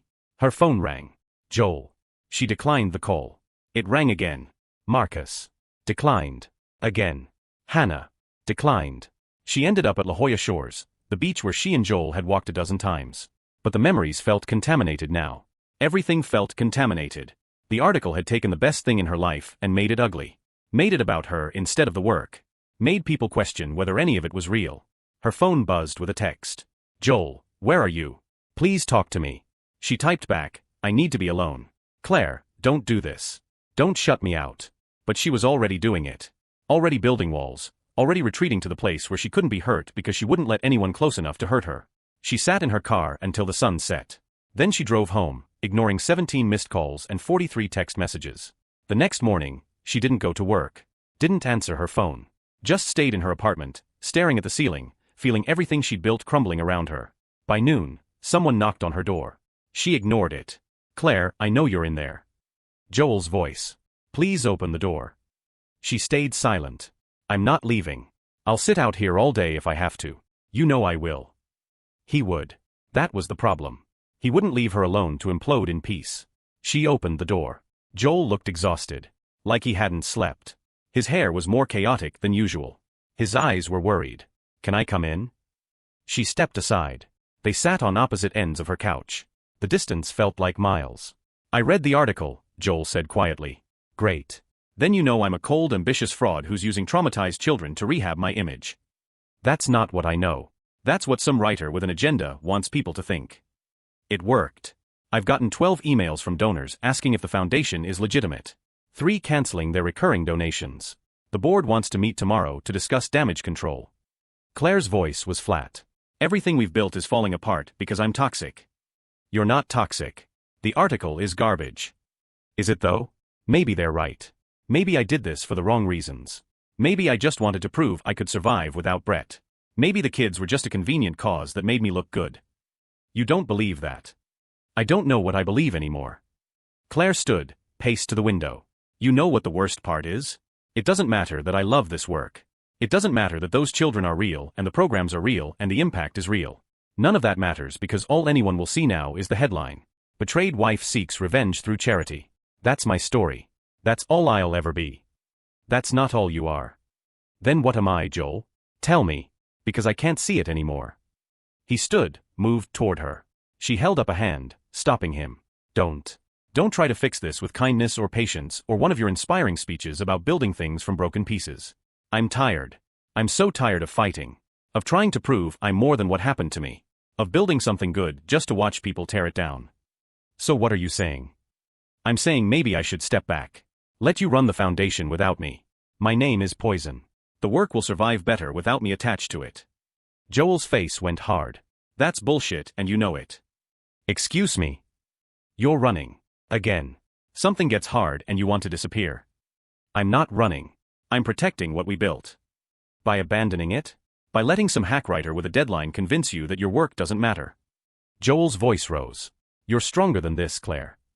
Maybe I'm not. Maybe I'm exactly what that article says. Maybe I'm just someone who got hurt and convinced herself that helping other people would fill the hole. Maybe none of this was ever real. Is that what you think? That what we've built isn't real? That Rosa painting her grandmother's house wasn't real? That the boy in Kenya who finally smiled after 2 years wasn't real? Joel's eyes blazed. Or is it that you don't think what we have is real? The question landed like a punch. What? You heard me. Is this about the article or is this about us? Because the second things get hard, you're pushing me away. Just like you've pushed away everyone who's tried to get close to you since Brett. That's not fair. Isn't it? You won't let me help. Won't let me support you. Won't let me be anything except whatever keeps you safe from actually feeling something. Joel's voice cracked. I love you, Claire. I've been in love with you for months. But you won't let yourself love me back because you're too scared of getting hurt again. You don't understand. I understand perfectly. You think if you don't let yourself care completely, it won't hurt as much when it ends. But you know what? It'll hurt anyway. And you'll have missed out on everything good we could have had because you were too busy protecting yourself. Claire's throat closed. I can't do this right now. When can you do it? When will you stop running long enough to actually build a life instead of just surviving? Maybe never. Maybe this is who I am now. Someone who got destroyed and can't put the pieces back together the way you want them. Maybe I'm too broken for this. You keep saying that. You keep calling yourself broken like it's an identity instead of just a phase. You're not broken, Claire. You're just scared. Of course I'm scared. You want to know why? Because everyone I've ever loved has hurt me. My parents died. Brett chose someone else. Natalie betrayed me. Love doesn't work for me, Joel. It just ends in pain. So excuse me for not being ready to hand you my heart when history says you'll probably just throw it away. The words hung between them like smoke. Toxic and suffocating. Joel's face went pale. Is that really what you think? That I'm going to betray you? I don't know. Maybe. Eventually. Everyone does. I'm not everyone. His voice was quiet now, devastating. I thought you knew that. I thought after everything, you trusted me. I want to. God, I want to. But I can't. I don't know how anymore. Joel was silent for a long moment. Then he said, I can't do this. Claire's heart stopped. What? I can't be in a relationship where you're just waiting for me to hurt you. Where every time something goes wrong, you assume I'm going to leave. I can't love someone who won't let herself be loved. Tears were in his eyes now. I've tried. For 6 months, I've been patient. I've given you space. I've waited. But you're not healing, Claire. You're hiding. And I can't watch you do that anymore. So what are you saying? I'm saying I need you to choose. Choose to trust me. Choose to believe that what we have is real and worth fighting for. Choose us. He swallowed hard. Or choose to keep running. But I can't chase you anymore. Claire felt like she was breaking apart. Like every piece of her that had been carefully glued together was coming undone. I don't know how to choose you, she whispered. Joel's face crumpled. Then I guess that's my answer. He walked to the door. Paused with his hand on the knob. For what it's worth, I would never have hurt you. Not the way they did. Because you're the best thing that's ever happened to me, and I was too stupid to realize you didn't believe that. The door closed behind him with a soft click. Claire stood in her living room, alone, and felt the weight of what she'd just done settle over her like concrete. She'd pushed away the one person who'd stood by her through everything. The one person who'd seen her at her worst and stayed. The one person who'd loved her without conditions or expectations. And she'd done it because she was scared. Because loving Joel meant risking the kind of pain she'd barely survived the first time. Because it was easier to be alone than to be vulnerable. Her phone buzzed. A text from Hannah. I don't know what happened between you and Joel, but he just resigned. Effective immediately. Please tell me you can fix this. Claire stared at the message. Joel had quit. Left the foundation. Left her. Left everything they'd built together. She'd pushed him away, and he'd actually gone. The tears came then. Not quiet. Not controlled. The kind of crying that hollowed you out. That left you gasping on the floor with nothing left inside. She'd done this. She destroyed the best thing in her life because she was too damaged to believe it could last. 3 days passed in a blur. Claire called in sick to work. Ignored her phone. Survived on delivery food and self-loathing. The foundation sent flowers. Get well soon. She threw them in the trash. Hannah showed up on day 4, using the spare key Claire had given her for emergencies. Okay, that's enough. Hannah surveyed the apartment. Takeout containers. Unwashed dishes. Claire in pajamas she'd been wearing for 48 hours. You look like a disaster. Thanks. Really helpful. Get in the shower. I'm making coffee and we're talking. I don't want to talk. Too bad. Shower. Now. Claire was too tired to argue. She showered, changed into clean clothes, and emerged to find Hannah sitting at her tiny kitchen table with 2 mugs of coffee. Sit. Claire sat. Joel loves you, Hannah said without preamble. Like, really loves you. The kind of love that makes him stay late just to drive you home. The kind that makes him learn your coffee order and bring you lunch when you forget to eat. The kind that makes him quit his own foundation because working there without you is too painful. I know. Do you? Because from where I'm sitting, you just threw away the best relationship I've ever seen because you're too scared to be happy. It's not that simple. It is exactly that simple. You love him. He loves you. But you're so convinced that love equals pain that you can't see what's right in front of you. Claire's hands shook around the coffee mug. Everyone I love leaves. Joel didn't leave. You pushed him away. There's a difference. Hannah's voice softened. I get it. You've been hurt. Badly. But you can't let what Brett and Natalie did destroy every future relationship. That gives them power they don't deserve. What if I trust him and he hurts me anyway? Then you'll survive it. Just like you survived everything else. But what if you trust him and he doesn't hurt you? What if he spends the rest of his life proving you were right to believe in him? Don't you think that's worth the risk? Claire thought about Joel. About his patient smile and his messy hair and the way he looked at her like she was the answer to a question he'd been asking for years. About the school in Guatemala and the children's paintings and late nights planning how to change the world one art room at a time. About the way he held her hand when she was scared and kissed her forehead when she was tired and told her she was strong even when she felt broken. About how loving him felt like breathing after being underwater too long. I messed up, she whispered. Yeah, you did. But you can fix it. What if he won't forgive me? Only one way to find out. Claire showed up at Joel's house that evening. Her heart hammered so hard she thought it might break through her ribs. She knocked. No answer. Knocked again. Nothing. She was about to leave when the door opened. Joel stood there in sweatpants and a t-shirt, looking like he'd slept as poorly as she had. Claire. His voice was careful, guarded. Can we talk? I don't know if that's a good idea. Please. 5 minutes. He hesitated, then stepped aside. They sat in his living room. The space felt different now. Colder. Like the warmth they built together had leaked out through the cracks. I'm sorry, Claire said. For everything I said. For pushing you away. For not trusting you when you've given me every reason to. Joel was quiet. You were right, she continued. I was scared. I am scared. Terrified, actually. Because loving you means risking everything, and I don't know if I'm strong enough to survive losing you. So what changed? I realized something. I spent 3 days alone in my apartment, convinced I was protecting myself. But I wasn't protecting anything. I was just existing. Barely breathing. Going through motions. She met his eyes. And I realized that's not living. That's just another kind of dying. And I don't want to do that anymore. What do you want? You. Us. This life we've been building. I want to stop running and start trusting. I want to believe that love doesn't have to end in pain. Her voice broke. I want to choose you, Joel. I'm sorry it took me so long to figure that out. Joel was silent for a long moment. Then he said, You hurt me, Claire. When you pushed me away, when you said you were just waiting for me to betray you, it hurt. Because I've spent 6 months trying to show you that I'm not him. That I'm not going to abandon you. And you still couldn't see it. I know. And I'm sorry. I don't have an excuse except that I was scared and stupid and convinced that protecting myself was more important than letting myself be happy. Tears ran down her face. But I see it now. I see you. And I love you. I'm in love with you. And I should have said it weeks ago instead of hiding behind my fear. Joel's eyes filled. You love me. Yes. Completely. Terrifyingly. The kind of love that makes me want to build a life with you. That makes me want to wake up next to you and fight with you and make up with you and grow old with you. She wiped her face. If you'll still have me. If I didn't break this completely. Joel was quiet. Then he stood, crossed the room, and pulled her into his arms. You didn't break it, he whispered against her hair. You just scared the hell out of me. Claire sobbed into his chest, relief and love and residual fear all tangled together. I'm sorry, she kept saying. I'm so sorry. I know. I forgive you. But Claire, you have to promise me something. Anything. He pulled back, cupped her face in his hands. Promise me you'll talk to me when you're scared. That you won't just run. That you'll give me a chance to help before you decide I'm going to hurt you. I promise. I swear. I'll try every day to trust you. Even when it's hard. Even when I'm scared. That's all I need. Just you trying.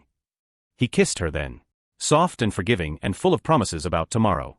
When they broke apart, Claire said, "Come back to the foundation. Please. It's not the same without you. I can't work with you if we're not okay. It was too hard." "Then it's a good thing we're okay." Joel smiled. Yeah. He kissed her again. And again. And somewhere between one kiss and the next, Claire felt the last wall come down. She was done running. Done protecting herself from happiness. Done letting fear make her decisions. She chose Joel. Chose love. Chose the terrifying, beautiful risk of letting someone see her completely and trusting them not to destroy her. And for the first time since the Peninsula Hotel, she felt free. Joel came back to the foundation the following Monday. The staff erupted in cheers when he walked through the door. Marcus hugged him. Hannah cried. Even Tom, who claimed to have the emotional range of a stapler, looked suspiciously misty. Okay, Joel said, laughing. I was only gone a week. Longest week of our lives, Keisha said. Claire was a zombie and you were MIA. We thought the foundation was doomed. The foundation is fine. Better than fine. Joel looked at Claire across the room. She smiled, and he smiled back, and everyone pretended not to notice the way they looked at each other like they discovered gravity. But while Joel's return stabilized the team, the Forbes article still loomed. 3 more donors had pulled funding. The board was demanding a response. Claire's inbox overflowed with interview requests from people who wanted the drama, not the work. That afternoon, the board met in emergency session. 7 members sat around the conference table at Marcus's small office, laptops open, faces serious. Helen Fairfax, the woman who'd known Claire's parents, spoke first. We need to address the article. Our reputation is taking hits. Donors are questioning our legitimacy. The article was garbage, Joel said flatly. Sensationalized nonsense designed to get clicks. Garbage or not, it's affecting our funding, another board member said. We've lost $47,000 in recurring donations since it published. That's 3 programs. Claire had been quiet, but now she spoke. Then I'll step down. If my presence is hurting the foundation, I'll resign. Let the work continue without the baggage of my personal history. Absolutely not, Helen said immediately. She's right, Marcus added. You're the reason half our donors give. Your story brought people to the work. We're not throwing that away because one writer decided to be cruel. But what if they're right? Claire's voice was small. What if I did start this for the wrong reasons? Joel reached across the table, took her hand. Why did you paint with Rosa in Guatemala? What? That day in the art room. Rosa couldn't start. You helped her. Why? Because she needed help. Because she was scared and I knew what that felt like. Did you do it to rehabilitate your image? No. I did it because I wanted her to feel safe. Then that's your answer. Joel squeezed her hand. Motivation doesn't matter. Impact does. And the impact is real. Helen nodded. I propose we address this head-on. Write a response. Not defensive. Just honest. Talk about what the foundation has accomplished. Let the numbers speak for themselves. And Claire needs to tell her story, Hannah added. The real story. Not the one some writer manufactured. People need to hear from you directly. Claire's stomach clenched. I don't want to talk about Brett and Natalie anymore. I'm tired of being defined by what they did. Then don't talk about them, Joel said. Talk about what you built after. Talk about the children. The programs. What you learned about resilience and purpose. Make it about moving forward, not looking back. Claire thought about it. About standing up and owning her narrative instead of letting other people write it for her. About using her platform to amplify the work instead of hiding from the attention. Okay, she said finally. I'll do an interview. But only one. And only with someone who'll focus on the foundation, not my personal drama. I know someone, Helen said. A journalist who specializes in social impact stories. She's fair. Thorough. She'll tell the truth. Set it up. The interview was scheduled for the following week. Claire spent days preparing with the team, going over talking points, reviewing program data, making sure she could articulate the impact in concrete terms. But the night before, she couldn't sleep. Joel found her at 2 a.m, sitting on his couch with her laptop, reviewing notes. You need to rest, he said, closing the computer. I need to get this right. If I mess this up, we lose everything. You won't mess it up. You're going to walk in there and tell the truth. That's all you can do. What if the truth isn't good enough? Joel pulled her against him. The truth is always good enough. And you know why? Because you're not performing anymore. You're not trying to be what anyone else wants you to be. You're just Claire. The woman who turned pain into purpose. The woman who sees broken children and helps them heal. That's the truth. And it's beautiful. Claire buried her face in his shoulder. I'm scared. I know. But I'll be right there. Off camera, but there. You won't be alone. Promise. Promise. The interview took place at the foundation offices on a Thursday afternoon. The journalist, Rebecca Torres, was in her 40s, with kind eyes and a notebook she actually wrote in instead of just recording everything. They sat in the main workspace, surrounded by children's art and photos from program sites. The camera operator set up discreetly in the corner. Thank you for doing this, Rebecca said. I know the Forbes piece was rough. It was inaccurate, Claire said carefully. But more importantly, it missed the point entirely. This work isn't about me. It's about the children. Let's start there. Tell me about the foundation. How did you get involved? Claire took a breath. Looked at Joel standing just out of frame, his steady presence anchoring her. Then she told the truth. Not the sanitized version. Not the defensive version. Just honest, raw truth. She talked about the night at the Peninsula Hotel. About losing everything she thought defined her. About the hollow months after, when she couldn't see a reason to keep going. Joel offered me a job when I had nothing left, Claire said. Not because he felt sorry for me. Because he saw something I couldn't see. That I had something to give. That my pain could become purpose if I let it. And Guatemala? Changed my life. There was a girl named Rosa. 10 years old. She'd lost her grandmother, the only family member who'd been kind to her. She couldn't paint. Couldn't start. Just stared at blank paper with her hands shaking. Claire's eyes filled. And I realized I was doing the same thing. Staring at my blank life, too scared to start over. So I painted one line on her paper and told her it wasn't blank anymore. That she could do anything now. What did she paint? Her grandmother's house. With the door open. With light spilling out. Like she was saying goodbye but also holding on to the love. And I thought, that's what I need to do. Hold the love and let the pain go. Rebecca was quiet for a moment. Then, the Forbes article questioned your motivations. Suggested you were using the foundation for image rehabilitation. What do you say to that? Claire had prepared an answer. Something diplomatic and measured. But sitting there, surrounded by proof of what they'd built, she couldn't perform anymore. I say they're right. Partially. She saw Joel's eyes widen. When Joel first offered me this job, I took it because I needed somewhere to hide. I needed something to do with my hands so I wouldn't fall apart completely. The children weren't my priority. Surviving was. So when did that change? Guatemala. Rosa. Seeing a child's pain and recognizing it because I was living it. And realizing that helping her helped me. That maybe the best way to heal your own wounds is to help bind someone else's. Claire leaned forward. So yes, I started this work for selfish reasons. Because I was broken and needed fixing. But somewhere along the way, it became about more than that. It became about legacy. About using the worst thing that ever happened to me to make sure other people's worst things don't define them either. That's honest. That's the truth. And I'm done hiding from it. I'm not perfect. I didn't wake up one day and decide to be a saint. I just decided to stop letting pain be the end of my story. To make it the beginning instead. Tell me about the programs. What have you accomplished? For the next 40 minutes, Claire talked numbers. 15 countries. 32 schools. Over 4,000 children served. 80% showing measurable improvement in emotional regulation. 60% developing coping skills that translated to better academic performance and social integration. She showed Rebecca the art. Rosa's grandmother's house. The boy from Kenya's teacher. A girl from Syria who'd painted her destroyed home being rebuilt, brick, by stick figures holding hands. This is what we do, Claire said. We give children a language when words fail. We show them that trauma doesn't have to be the end.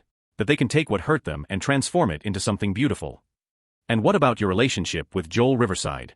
The article mentioned him. Claire glanced at Joel. He nodded. Joel saved my life. Not dramatically. Just consistently. He showed up when everyone else disappeared. He gave me work that mattered when I couldn't remember why anything mattered. He taught me that trust isn't foolish. That opening your heart after it's been broken isn't weakness. It's courage. Her voice softened. And yes, we're together. We're in love. We're building this foundation and a life and trying to figure out how to be happy after we both forgot what that felt like. That's the story. Not revenge. Not image rehabilitation. Just two people who survived terrible things and decided to build something good together. Rebecca smiled. That's a better story. It's the true story. The interview published 3 weeks later. Not as a hit piece. As a profile of resilience. Of transformation. of two people using pain as a catalyst for change. The headline read, "How Art Therapy is Healing Children Around the World, and the Woman Who Found Purpose After Betrayal." The response was immediate. Donations flooded in. New program inquiries came from 6 continents. Major foundations reached out about partnership opportunities. But more than that, people reached out to Claire personally. Survivors of betrayal, of trauma, of loss. Thanking her for being honest. For admitting she'd started for selfish reasons. For showing that healing isn't linear and purpose can come from pain. One email in particular made Claire cry. "Ms. Donovan, I'm a single mother of 3. My husband left me for my sister 2 years ago. I thought my life was over. I've been barely functioning, just trying to survive for my kids.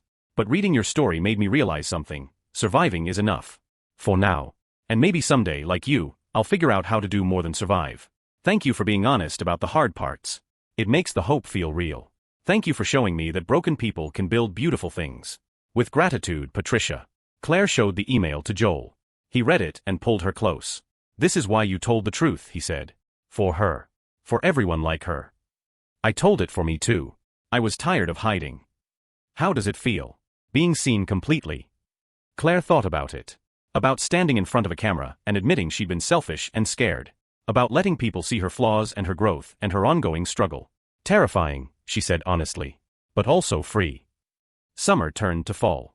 The foundation continued expanding. Claire and Joel traveled to Indonesia to open a new program. To Peru. To Morocco. Each trip, they saw the same pattern. Children who'd been silent finding their voices through color and shape and the freedom to express what hurt without words. In September, Rosa sent a package. Inside were 12 paintings. The grandmother's house in different seasons. Different times of day. Sometimes with the door open. Sometimes with a small figure, Rosa herself, standing in the doorway, waving. The last painting showed the house with 2 doors. One open, light spilling out. One closed, but with a new house being built beside it. The caption, in careful English, for Maestre Claire. Old love and new home. Both real. Claire hung it in her office. Looked at it every day.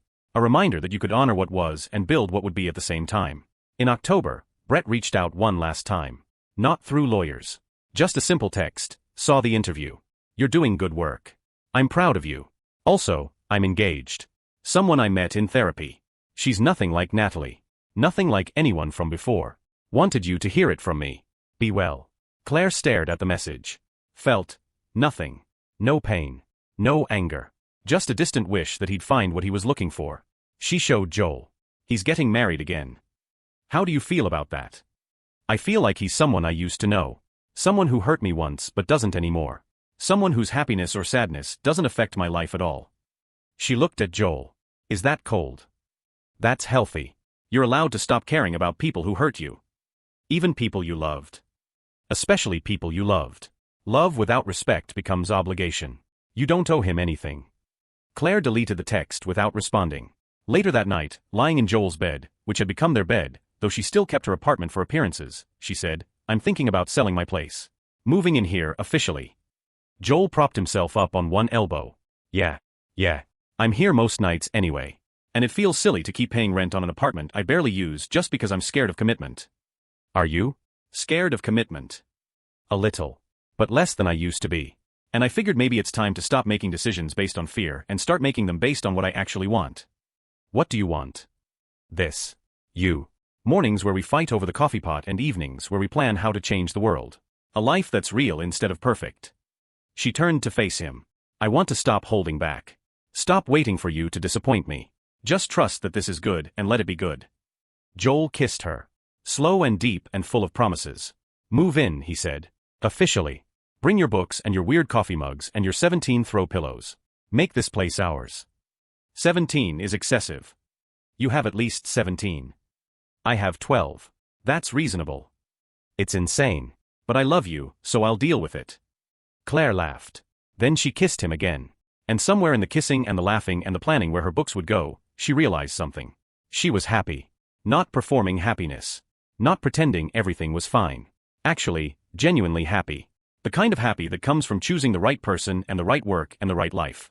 The kind that's built on honesty instead of performance. The kind that lasts. In November, Patricia, the single mother who'd emailed after the interview, showed up at the foundation. She'd driven from Sacramento with her 3 children. They stood in the lobby, looking nervous and hopeful. I know you don't have programs in the US yet, Patricia said. But my daughter Emma, she's been having nightmares since the divorce. Won't talk about her feelings. I thought maybe. I don't know. I just wanted to meet you. To thank you in person. Claire looked at the little girl. Maybe 8, with dark curls and eyes that held too much sadness for someone so young. She knelt down. Hi Emma. I'm Claire. The girl said nothing. Do you like to draw? A tiny nod. Claire stood, looked at Patricia. Give me 10 minutes. She took Emma into the art room. Set her up with paper and crayons. Sat beside her without pushing. When I'm sad, Claire said quietly, I draw what I'm feeling. Sometimes it's storms. Sometimes it's houses with doors that won't open. Sometimes it's just colors that match how my heart feels. Want to try? Emma picked up a black crayon. Started drawing. For 10 minutes, Claire watched. Emma drew a house, simple, square. Then she drew it splitting down the middle. Half going one direction. Half going the other. In the crack between the halves, a tiny figure. Alone. That's you. Claire asked gently. Emma nodded. In the middle. When your parents separated. Another nod. Tears now. It's hard when love splits. When the people who are supposed to stay together break apart. You feel like you're breaking too. I miss my dad, Emma whispered. But I'm mad at him. For leaving. You can miss someone and be mad at them. Both are okay. Emma looked at her. Really? Really? Love is complicated. It doesn't stop just because someone hurts you. It just gets confused. But it's still there.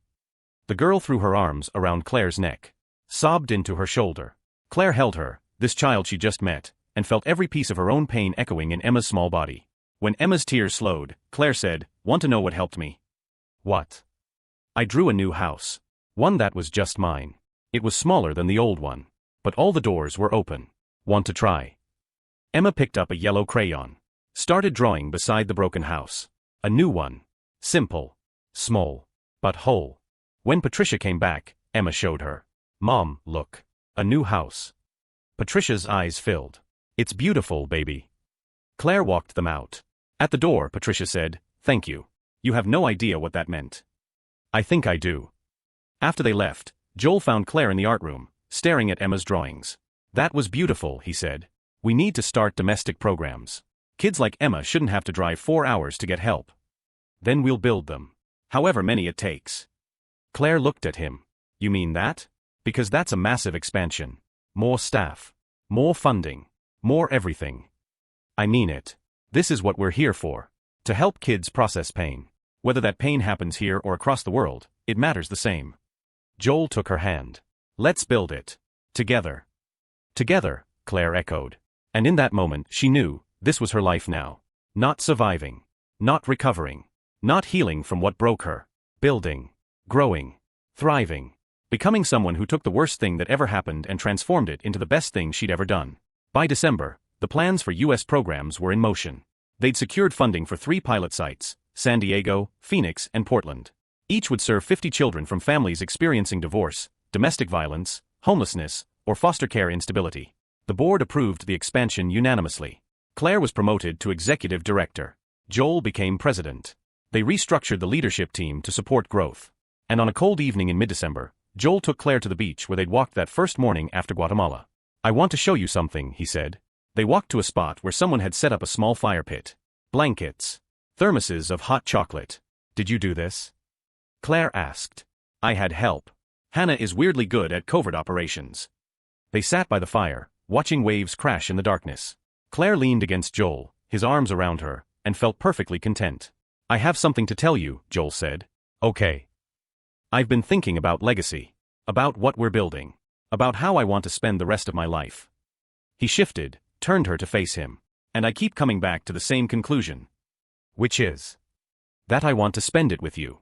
Building schools and programs and a life that matters. Fighting about throw pillows and coffee orders and whose turn it is to do dishes. Growing old and gray and still getting excited about children's paintings. Claire's heart started hammering. Joel reached into his pocket. Pulled out a small box. Opened it to reveal a simple ring, gold band with a single sapphire the color of the ocean at dusk. Claire Donovan, will you marry me? Will you build this life with me? Not because you need saving or I need fixing. But because we choose each other. Every day. For the rest of our days. Tears streamed down Claire's face. Yes. God, yes. He slid the ring on her finger. It fit perfectly. Then he kissed her, and Claire kissed him back, and somewhere between the fire and the waves and the vast dark sky, she felt something she'd never felt with Brett. Certainty. This was right. This was real. This was the love she deserved. The love that chose her back. The love that saw her completely and stayed. When they broke apart, both crying, both laughing, Joel said, "I love you. Forever. No matter what. I love you too. And I trust you. Completely.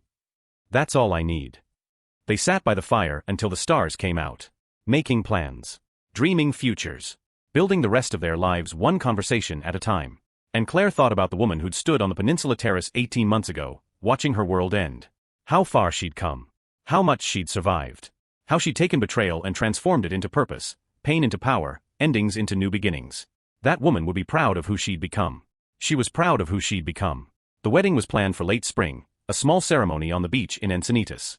Claire wanted simple, real. Just the people who mattered, celebrating love that had been earned through honesty and patience and choosing each other every single day.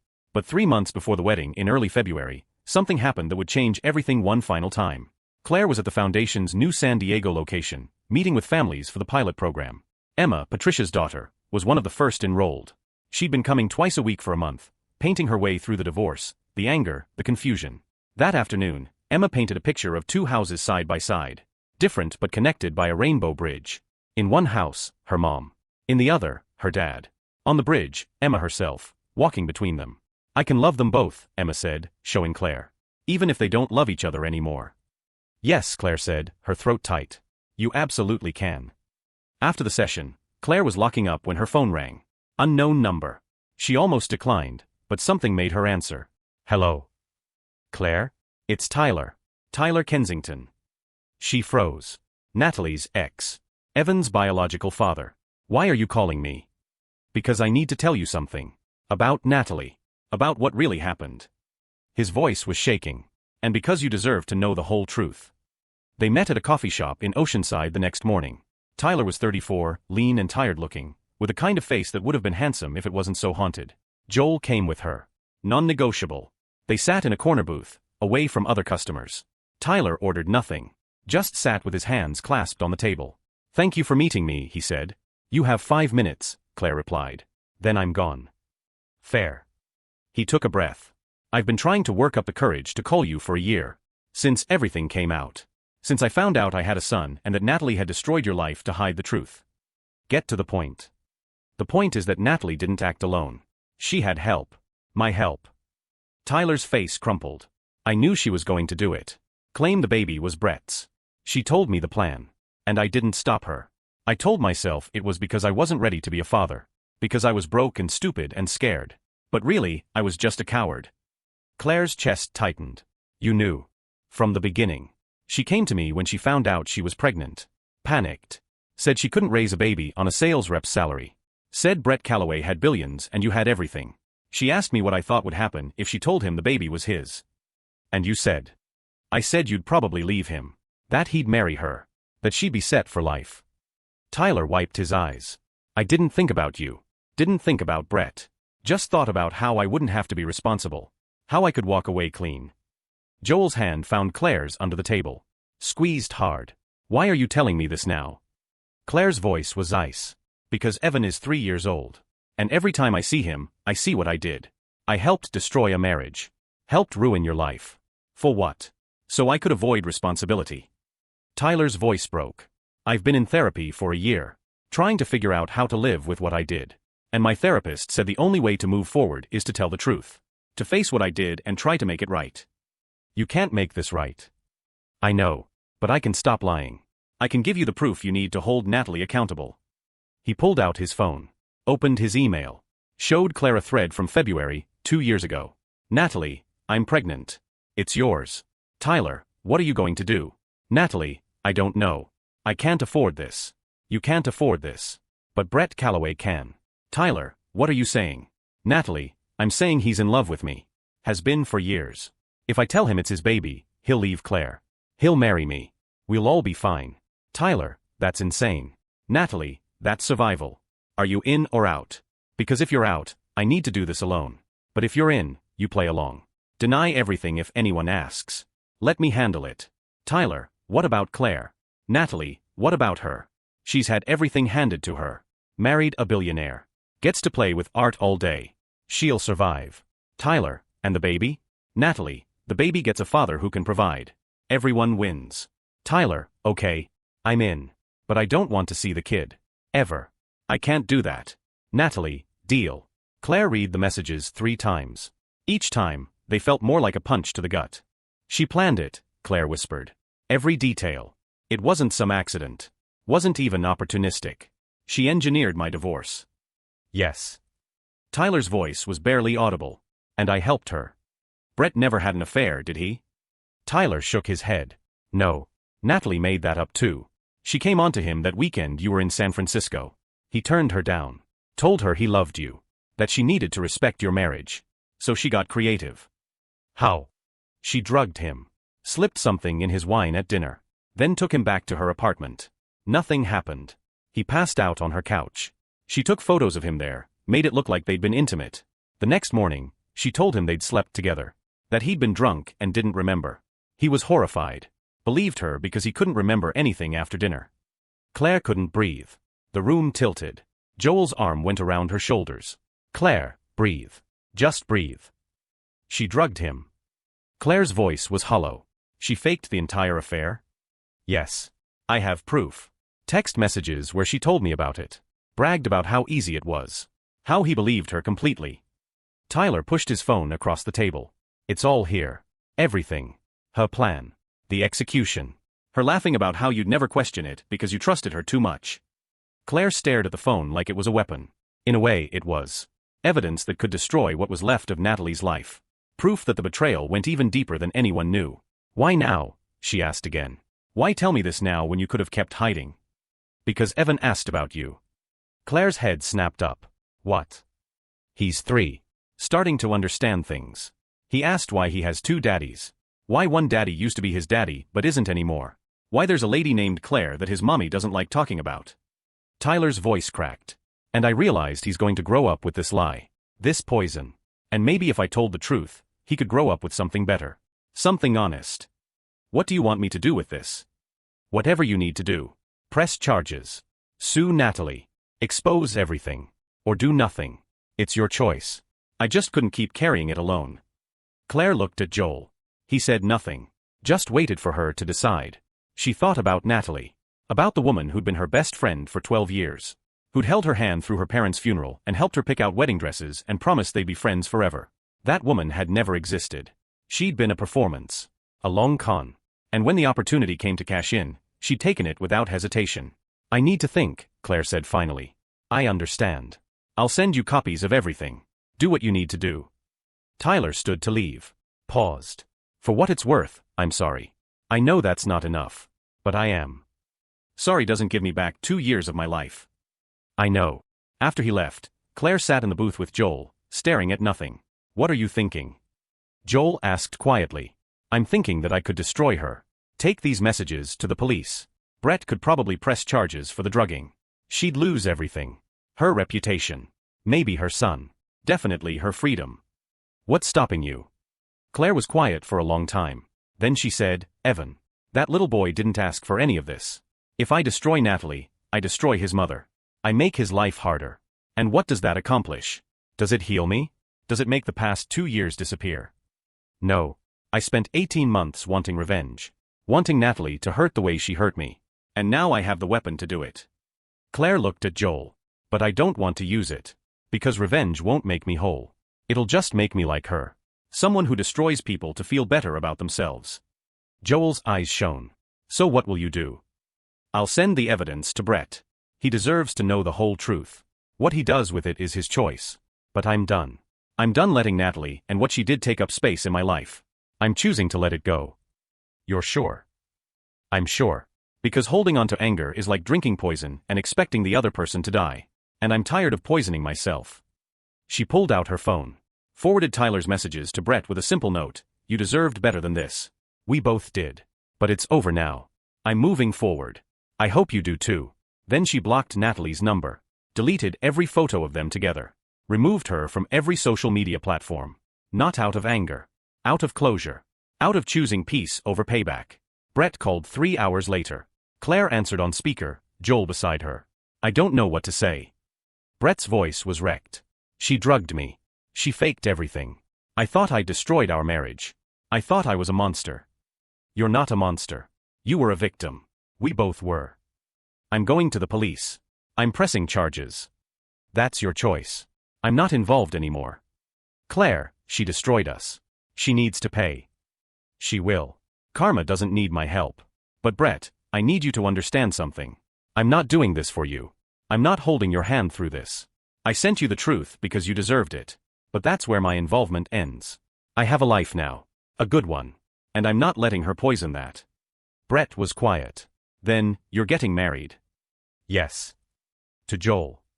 Yes. He's a good man. Better than I ever was. I'm happy for you. I mean that. Thank you. Claire. Yeah.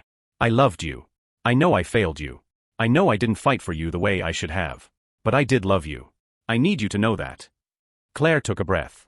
I know. But love without trust is just a word. And you didn't trust me enough to question her. You didn't fight for us. You just believed the worst and walked away. That's not love, Brett. That's convenience. You're right. I hope you find someone who you trust enough to fight for. Who you love enough to question everything before you throw it away. I hope you find what I found. Because everyone deserves that. Thank you. For everything. For the truth. For forgiving me even when I didn't deserve it. I didn't forgive you for you. I forgave you for me. Because holding on to anger was killing me. And I chose to live instead. She hung up. Joel pulled her into his arms. I'm so proud of you. For what? For choosing yourself. For letting go. For being bigger than your pain. Claire buried her face in his shoulder. It still hurts. I know. But it's a different kind of hurt. It's the hurt of healing. Of scars instead of open wounds. That's the best kind. Natalie was arrested 2 weeks later. Charged with drugging Brett, fraud, and conspiracy to commit fraud. The case made headlines. Billionaire's ex-wife faces charges in elaborate scheme. Claire didn't read the articles. Didn't follow the trial. Just kept working, kept building, kept choosing peace. Tyler got partial custody of Evan. The little boy started therapy to process the chaos of his life. Claire sent an anonymous donation to cover the costs. Not for Natalie. For Evan. Because children shouldn't pay for their parents' mistakes. Spring arrived with cherry blossoms and warm breezes. The foundation's domestic programs were thriving. Emma had painted herself a whole village of houses, each one representing a place she felt safe. Rosa sent letters from Guatemala, her English improving, her paintings evolving from grief to hope.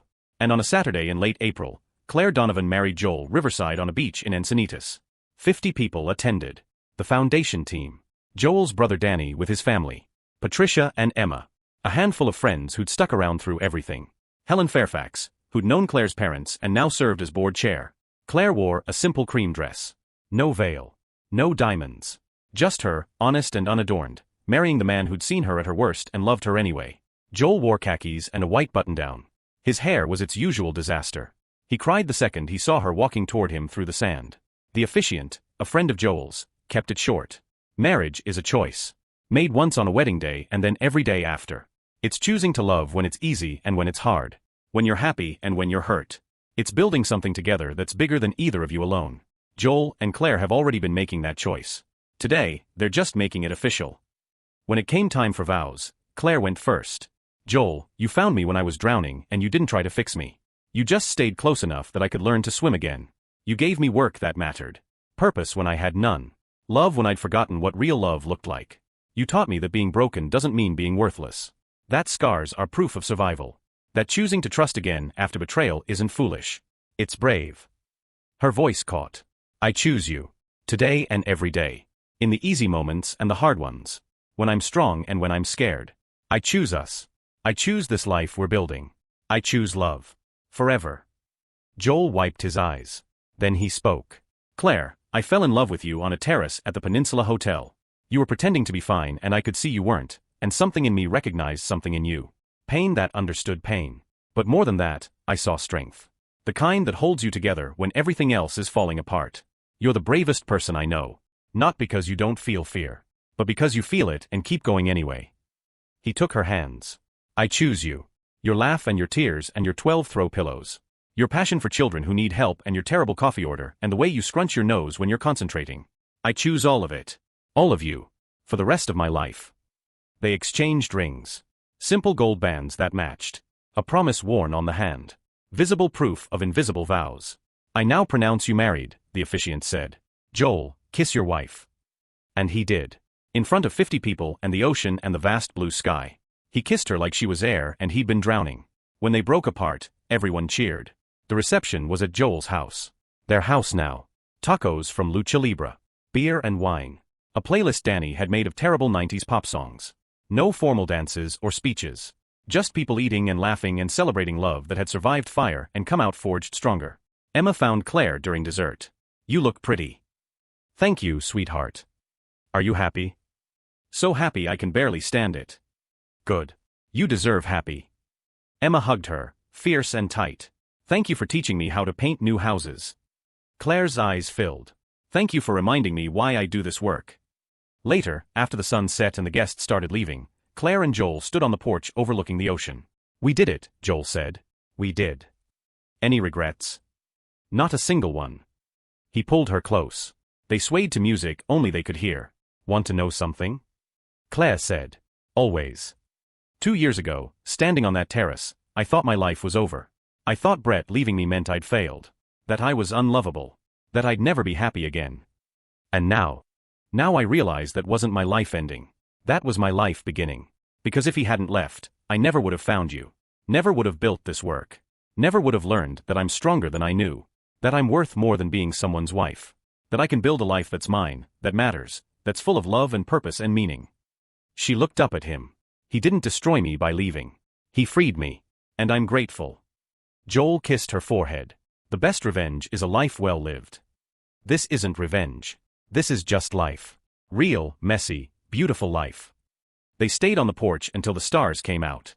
Planning their honeymoon to visit foundation sites in Thailand and Vietnam. Talking about adopting a dog. Dreaming about the house they might buy someday with enough rooms for an office and an art studio and maybe eventually a nursery. Do you want kids? Claire asked. With you? Yes. Whenever you're ready. If you're ever ready. And if you're not, that's okay too. I just want us. However that looks. I think I might be ready. Not now. But someday. I'd like to show a child what real love looks like. How to build something good even when things are hard. They'd be lucky to have you as a mom. We'd be lucky to have them. Months later, in the fall, Claire received one final letter. The return address was a prison in Northern California. The handwriting was familiar but faded, like the person who wrote it was disappearing. Claire almost threw it away unopened. But something made her read it. Dear Claire. I don't expect forgiveness. I don't deserve it. I'm writing because my therapist says I need to take accountability for what I did. So here it is. I destroyed you on purpose. I manipulated Brett. I drugged him and lied about the affair. I faked the pregnancy timeline and trapped him with a baby that wasn't his. I did all of it coldly, calculatedly, because I was jealous and desperate and convinced I deserved what you had. I spent 12 years as your best friend watching you have everything I wanted. The career. The husband. The perfect life. And I hated you for it. Not consciously. But deep down, I resented that you had what I didn't. So when I got pregnant and panicked, I saw an opportunity. I could take what was yours. I could finally be the one who had everything. I'm not asking you to understand. I'm not asking for anything. I'm just telling you the truth. All of it. So you know it wasn't your fault. You didn't miss signs. You didn't fail as a friend. I was just a terrible person who wore a good person's face. I'm in prison for 3 years. When I get out, I'll have nothing. No career. No reputation. No friends. Tyler has full custody of Evan. I'll be lucky to get supervised visits.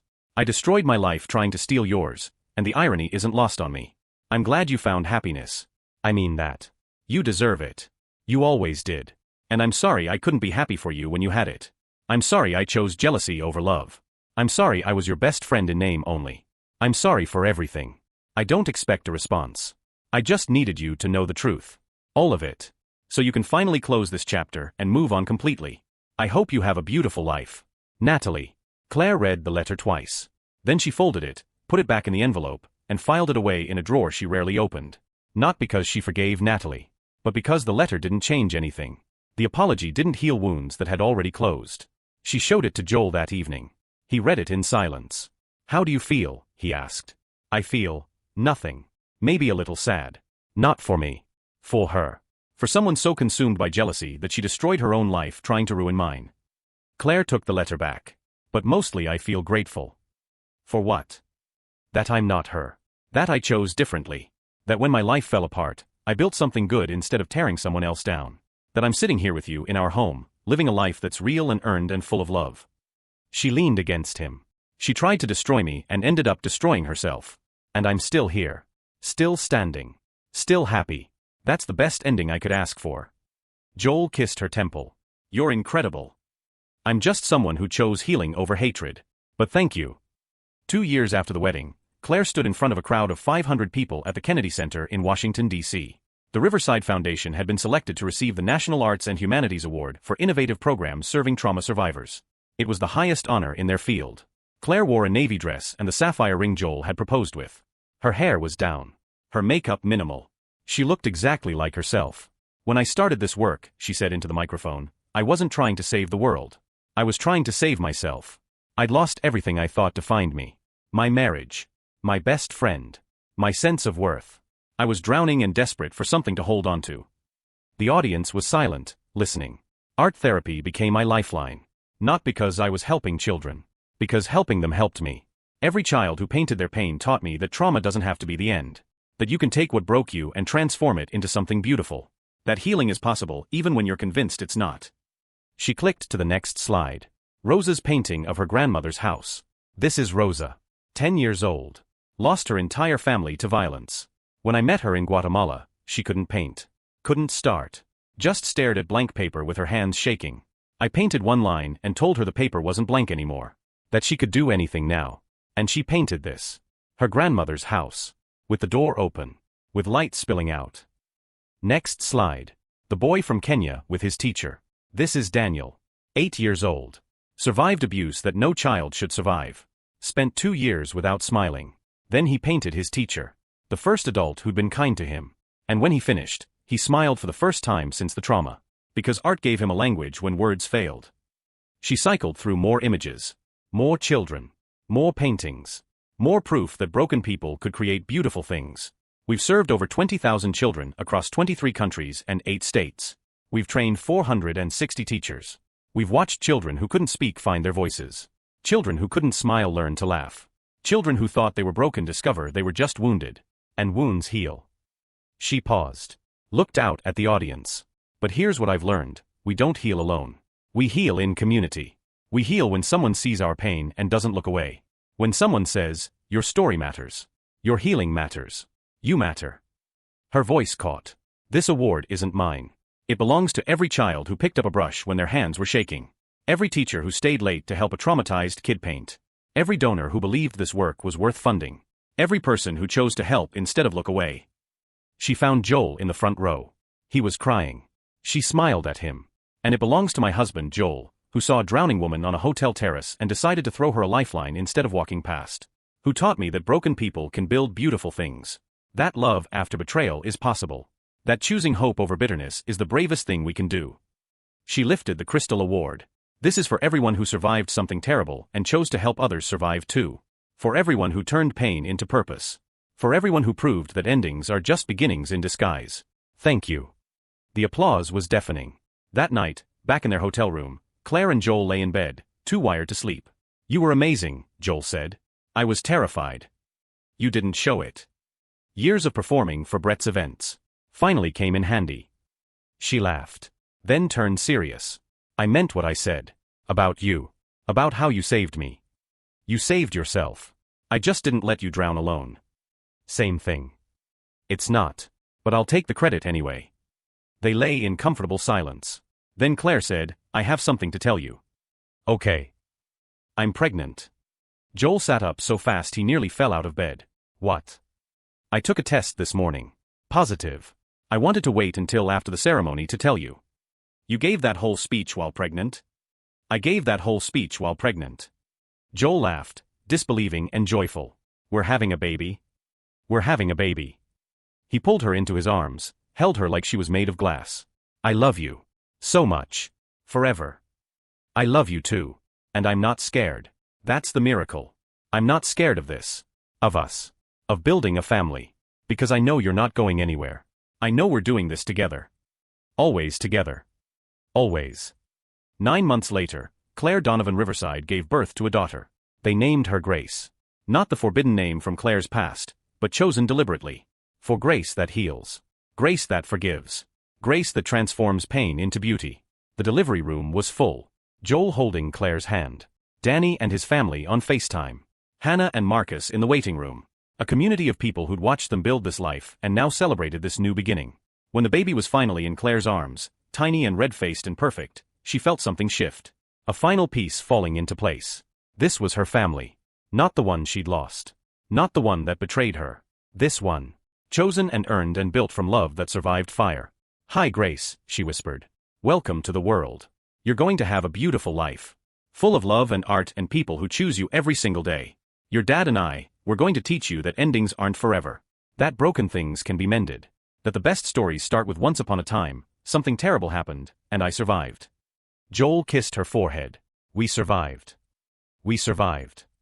And that's the story. Not of revenge. Not of justice served cold. But of a woman who lost everything and discovered she'd been given the chance to build something better. Who chose healing over hatred. Love over bitterness.